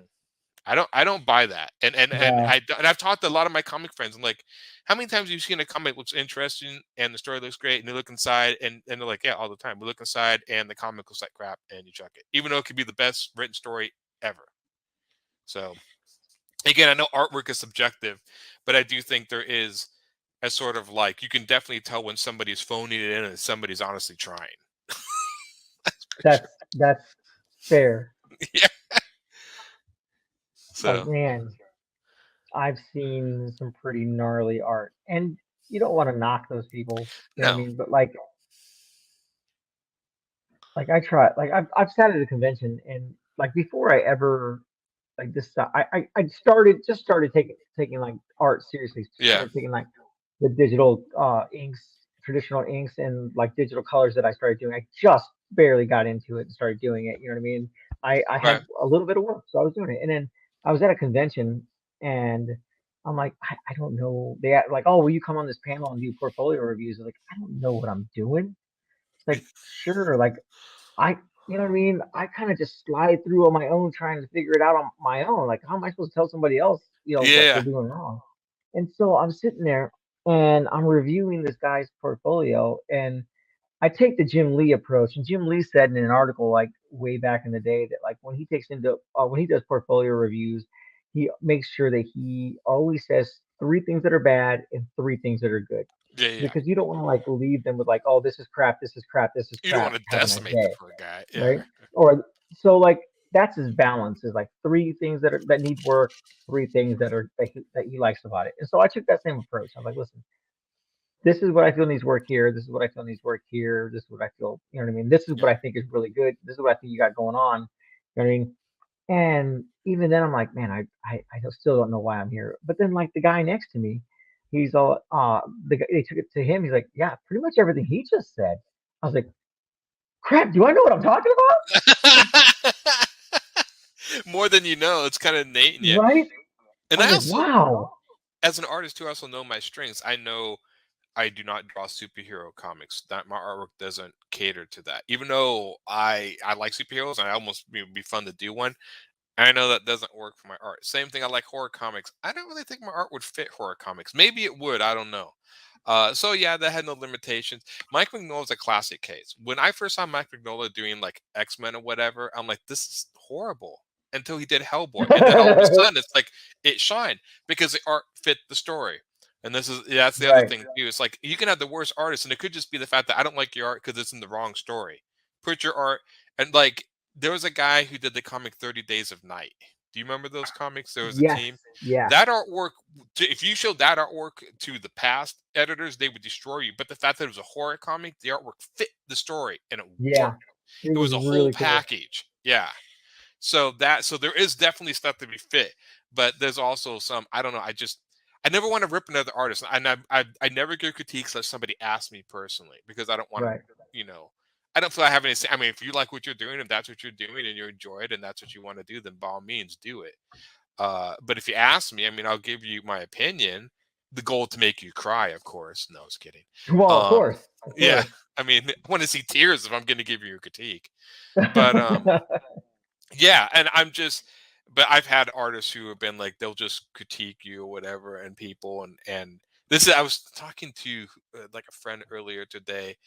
Like every time there's a movie that somebody doesn't like, everybody's a professional director. Or Yep. I always think that's so funny. I'm like, oh, I'm sorry, you're making Hollywood movies now. I've seen yours, right? And people ask me like, well, didn't you think that acting was bad? I'm like, I don't know. I'm not an actor. I know what I like. I know what I don't like, but I can't sit there and tell you techniques. I don't act. that's not me. So I just kind of like with music. I love music, and there's music I like and music I don't like. I can't read music to save my life. So if it impresses me, even though if they say, well, technically it's not very good or not bad, I'm like, I don't know that. So I admit Right. freely that I don't have the knowledge. I just know what I like and don't like. But when it comes to drawing, I do have a little bit of technical. I mean, I know a little bit what I'm doing, so I can talk it. So, but yeah, other stuff. That's why I just always think it's movies. Like, oh yeah, but the direction was so bad and stuff. And I have a friend who will like that. Like I'll tell him I like movies. Like, yeah, but the cutting and directing, the editing was horrible. I'm like, I never noticed that. I just assume that's all on purpose. I Like, go into movies with one single goal. Am I entertained? yeah. Like I can go in there and I can tear apart every Marvel movie Oh yeah. that they've ever made. Like people, oh, this movie's amazing. This movie's amazing. Listen, I can sit here for like the entire time of the movie and tell you why it's wrong, why this is shouldn't be like this, and why should it be this way. But nobody wants to hear that. Yeah. Like, so I go in, open mind. Am I going to be entertained? Like, am I going to sit there and be like, at the end, be like, oh yeah, Yeah. that was cool. Like, I didn't see that coming. That was awesome. And Like, the am I funny going to be thing entertained? is I know a lot of people in Silverline know that I'm not the biggest fan of the Marvel Cinematic Universe. The thing was, as I was at the beginning, and then they kind of slowly changed. But I think I'm one of these people that just like I'll get into something, and then I eventually just get tired of it, and it's time to move on. And I don't think it's a knock on. I don't think they're doing anything wrong with the cinematic universe. I mean, the Marvel making tons of money. I just say after like 5 or 6 movies, I want to see something new. I'm Right, that kind of guy. Like, do something different. I want to see something new. And it's like they have a formula. And so when I've like, you watch a few movies, like, okay, I got your formula, and I keep seeing repeated it, then like you said, I'm not entertained. And so I just go do my own thing. I go to something else. That's the kind of the reason why. I mean, I don't knock. I mean, I have reasons why I don't like the movies or other reasons, but that was just and there's some. I mean, I watched the Shang Chi movie. Is it Shang Chi? Did I say that right? I'm sorry for that. I don't I like know. that I one, used to call it Shang Chi because that's what it was back in the day. but they Like pronounce that's it how we always differently. called it as a comic book. Now it's like Shang-Chi, Chi or something. Shang-Chi. Yeah, I don't know. and I I like that one a apologize if lot. I'm butchering your Yeah, and so I like that one a in-between lot, language. and so I enjoyed that one. I didn't think Eternals was bad. It was totally different. Again, I like the Eternals probably more because it didn't look like a Marvel movie. So I'm always into Right. like them trying to. I like the old Eternals comic. That was cool. I've Yeah, not seen the movie yet. the movie it was okay. I mean, I'm just kind of like you. Am I entertained? And after a while, the Marvel movies, I was just like, and that's just me. I'm just like, okay, I need to go see something new. I need to go try a different movie genre or do something else. Right. And so when people take that as a shot, like, well, you just hate the movies. Like, no, I think I've had my fill of them, and so I'm just gonna go do Right. something else. And I get that way about all genres, even my favorite genres. I mean, I might get that way about the Matrix. I mean, they keep making Matrix after Matrix. I might be like, okay, we're done. Sometimes I think like I'm almost like make the new Matrix film. I'm excited, but maybe just make this one and stop. I think sometimes movies and franchises need to know when it's good. You ended it. It's Right. good. Star Wars, I think, was kind of like that. I think Star Wars had its main story, and there's a part of me that's like, I like some of the stuff, but maybe I think for the movies, like, okay, the movies maybe need to like cut their losses and stop. Like, go to Right. TV. You're I doing think I good there. grew up liking Star Wars because I think the America was supposed to like Star Wars. And even now, Yeah, not like I love Star Wars. I played the Star Wars role playing game. I love Star Wars. I still do. yeah, Some of the stuff I don't like, some of the newer stuff I don't like that they took out the novels as canon. You know what I mean? yeah, They retconned all that, which I thought the novels were great. yeah. A But lot of them. I don't remember ever not liking it. You know what I mean? Even like I don't know. I know people were like, "Oh, Ewoks and whatnot." I was like, "I like the Ewoks." I was a kid. I I thought grew they up were, with Ewoks. I thought they I were did great. too. Yeah, yeah, yeah. Yeah, I grew up with it. The funny thing is, even growing up with something I can't quite to this day, I've often thought there was something about Star Wars that I liked it.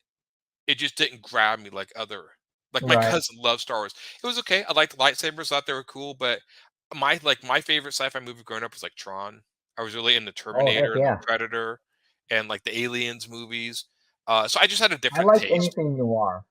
Like even Yeah. growing up, like the old like James Cagney movies and stuff like all the noir stories, like the old Yeah. Private Dick stuff. Like there's a new movie I think it's coming out. Guillermo del Toro, right? I think that's how yeah. The guy that did Hellboy, Yeah, he's done a bunch of movies. He's doing a right? new one. Yeah. Yeah, Nightmare Alley. That's a very like set in like almost like a noir story, like back in the day. Like even like when he was talking about it, because I saw an article thingy on it, or I guess an interview or something, was talking Yeah, about it, and he said that like I wanted you as the watcher to watch it and have look at it like, hey, this is man, this is just like the old movies back in the day. Like that's the feel I wanted it, and that's the feel I'm pushing like to so that you can get yeah, that same feeling I did while you were watching. I'm like, that's fantastic. Like that's right up my alley. yeah. And I wish they would do that, especially technology. We can actually mimic a lot of movie styles and stuff, Yeah. and do some really, really crazy stuff. Yeah, and I was the one, even when they brought out the sequel to Tron. Like the sequel to Tron has grown on me, but there are a few things when I Legacy? watched it, Was I it was like, Legacy? Yeah, Legacy, yeah, yeah. Legacy. And for one, I absolutely fell in love with the design of Tron's original world because I'd never seen anything like it. I'm always that way. If there's something that I've never seen before and it's like cohesive and cool, I'm into it. Star Wars was like parts of it I liked. Like I liked like the really alien stuff. Like the Battle on Hoth was my favorite because they were the Yeah. AT-ATs, right? I like the indoor stuff, like the speeder bike chase. That was cool. And then there were the Cloud City was like, Cloud City was okay. And it was Right. environments for me. It was okay, but didn't like blow me away. Maybe because there was no like major action piece on Cloud City like there was on the other Right. ones. So there were hit and misses and just stuff like that. But Tron, had never seen anything like it. I mean, the fact that you were living in a world with geometric shapes, and still to this day, that movie doesn't age because that's just what the world looks like. You Right. can't I look into like thought the first yeah one, like I love the first one, but then I didn't remember that I loved it. And then I saw Tron Legacy. I was like, oh yeah, I love this. yeah yeah. Like the story is cool. I mean, what It's a little I thought it was great. I yeah love the music. Daft Punk did the music for it, so I love the yeah. music for it. Right, the music was amazing, and I still listen to it. But yeah, like just it reminded me how much I loved it, how much I loved the contrast of the light on their outfits and whatnot. Just It's the contrast. Yeah, I've heard rumors that they're rebooting Tron. Again, that's a part of me where I'm like, I don't know, maybe you should just let it lie. I don't know. right, There's a part of me. It's like maybe take the same aesthetic and do something different. I'm getting the kind of leery of like we need to reboot old franchises. Like no, let's do new stuff. Take the Tron aesthetic and do something new, or something we've right, never seen before. That's like Avatar was a big one. James Cameron's Avatar. I'd never seen to see an alien world to see that. I mean, that was new and different, right. especially in 3D. That's what I'm looking for as an artist. I think that's the fine artist in me because I was actually trained in fine arts. Is like I kind of sometimes like the mixed commercial and fine art. Like I like commercial art, but I want that fine art sensibility of them doing something I've never seen before. Right. I don't like commercial art. Yeah, Like I've done it. I've done graphic design. I went to school for yeah. graphic design originally, and then I realized this is not what I want to do. Mostly because I hate redoing the same thing I do over and over again, over again, and That's over just again, and stick. over again with revisions. And then, oh, can we just do it the way you did the first time? Like, really? And I used to And I get bring like novel. I've talked about that. I've said that before Yeah. because it's actually happened to me, and I don't like it. Oh yeah, it's really especially when it's like they go back and they present the new one. I never graphic design. It seemed like, and it's the modern version of graphic design. It seems so plain and straight to the point. Like I understand, but like no, just put a big red dot with the words. I'm like, well, we could do kind of something cool with the red dots or something. Right. No, we just want the red dot. I'm like, I can make that in seconds. You can make that. Why the hell are you hiring me? You know, Right. I don't mind the I'm money, gonna but charge you there's a couple bills for it, but yeah, like I'm gonna it's do this in the bathroom while I'm waiting. and it's always my thing is every time I found, oh, this is a really cool idea. They're like the most generic, boring idea. I'm like, okay. Yeah, I don't get. I think I just not a big fan of modern graphic design. There used to be Right. really cool designs, but they would have like a different idea and a different like connection. And now it's like Target's the epitome, like the Target store. I don't know if you have Targets down there. Yeah, Uh, we you, do. you Targets, it's like a big red Target. I'm like, great, but like that's like McDonald's, the M. It's like okay, I know it's iconic, whatever, but it's very uninspiring. I mean, it's nothing Right. to it. I guess I was amazed that when it came to that stuff, is I always thought you had to be an artist to be a graphic designer, and I realized like so many graphic designers are not artists, like at all, and that threw me because I always just assumed like when they go like, "Well, can you do graphic design?" I was like, "Well, yeah, I'm an artist, of course I can," and they're like, "Can you?"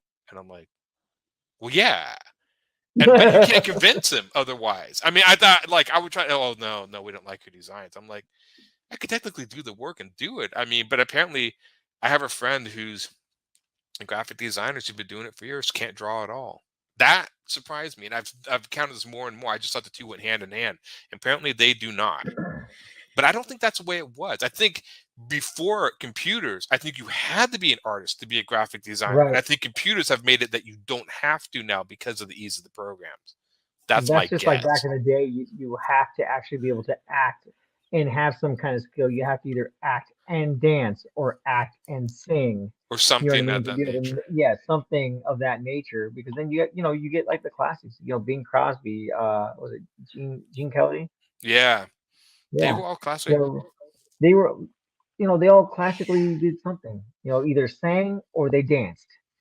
You know what I That's why I mean? think Hugh Jackman works because he was a dancer, a singer in Yeah. musicals, and then they made him Wolverine. That's why it Funny just blew enough, my so is mind. Jackie Chan. Jackie Chan, yeah, he could sing and Yeah. do all that. And there was, yeah, I think a lot of actors are just like if you're popular on the internet, they'll throw you behind the camera or in front of a camera, and let you do whatever. Or Um, if you were funny, if you're like a comedian, you're funny. Well, let's put you in a movie. yeah. Funny enough, what's his name? The dude that was in The Mandalorian, he was a comedian. Oh, Burt Bill Burr. Yeah, Gilbert. Yeah, I actually liked him in The Mandalorian. I thought he was yeah, I pretty thought he cool. was Like good. I'm not, and then I watched like I was like, oh, he's a comedian. I'm gonna check his stuff out. I'm not a big fan of his comedy, Yeah, yeah, but I actually liked his character. Like originally, like his first episode he was in, I was like, oh yeah, he's just typical guy. You know what I mean?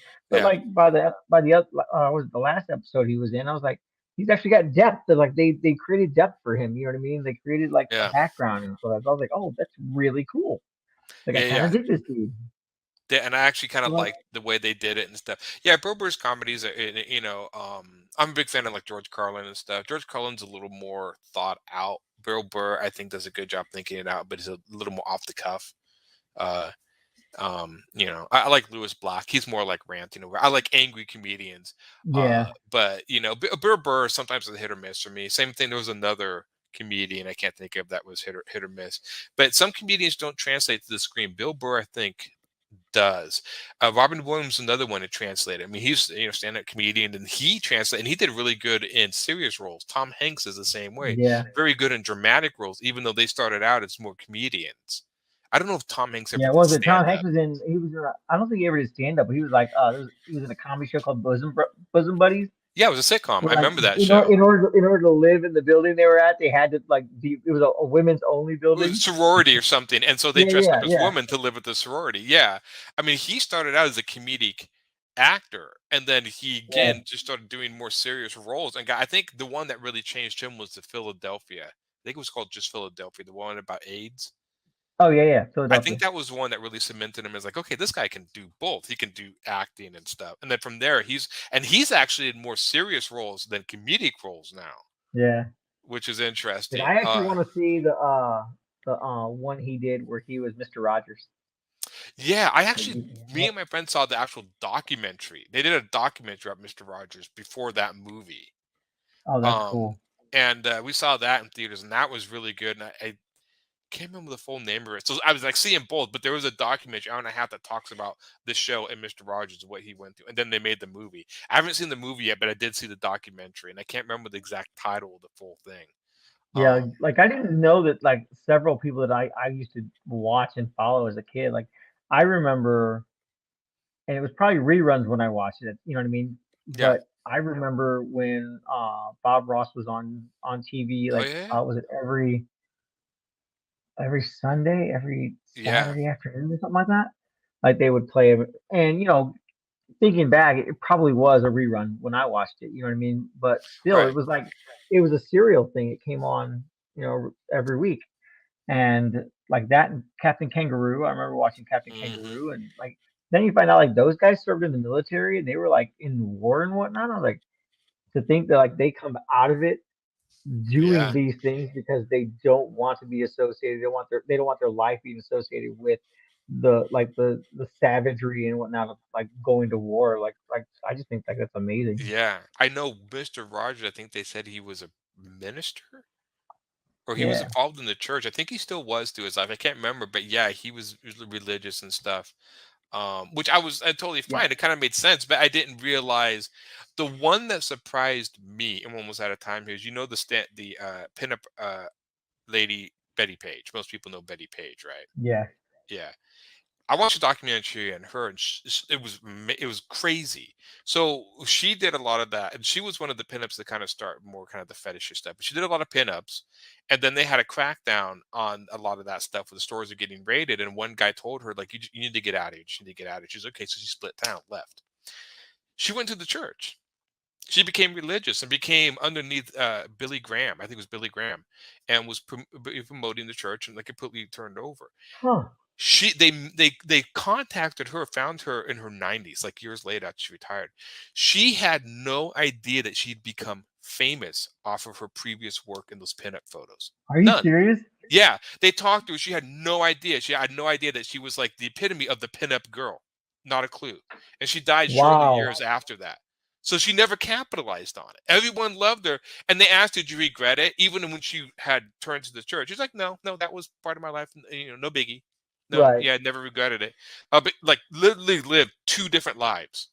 It was really fast. And there was a documentary out that you can watch her on that about Betty Page. It's fascinating because they actually showed it. And I was like, she just had not a clue. Didn't have any. Because strangely enough, a lot of the Betty Page stuff was at comic conventions are kind of underground. So how would she know?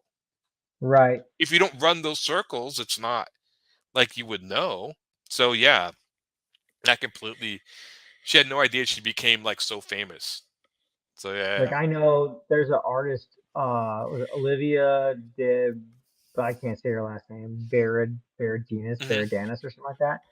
She does a lot of like Betty Page inspired work. Like when Mhm. she does a lot of like pinups of Betty Page and like she's on Instagram. You can watch her like actually like do it, and she'll take the big like bold wide Copic, you know what I mean, the wide Oh yeah, the marker, markers. and just run across, right? And that's her hair. Like wherever the marker ink broke away is like the highlights in her hair and whatnot. It's really neat. Like you should Some check it people are out. just amazing like that. Well, I look, it's know. It's crazy. 9:56. I think we could probably just Oh, yeah. So it's almost and 10 you o'clock. said it was gonna be a We did short say, but again, show. 2 people talking, and I'm sure everyone's left the chat by now. Like these guys are boring, so just got out of here. So, but anyways, we should be back next week. The week after next, probably not because it's Christmas week. But next Right. week we should be back, and I'm sure Tim and Quentin will be here too. So To rein us in. to rein us in or whatever. But until then, I guess keep mine Silverline, and we'll see you guys next week. That's right. See you Have later. a good week.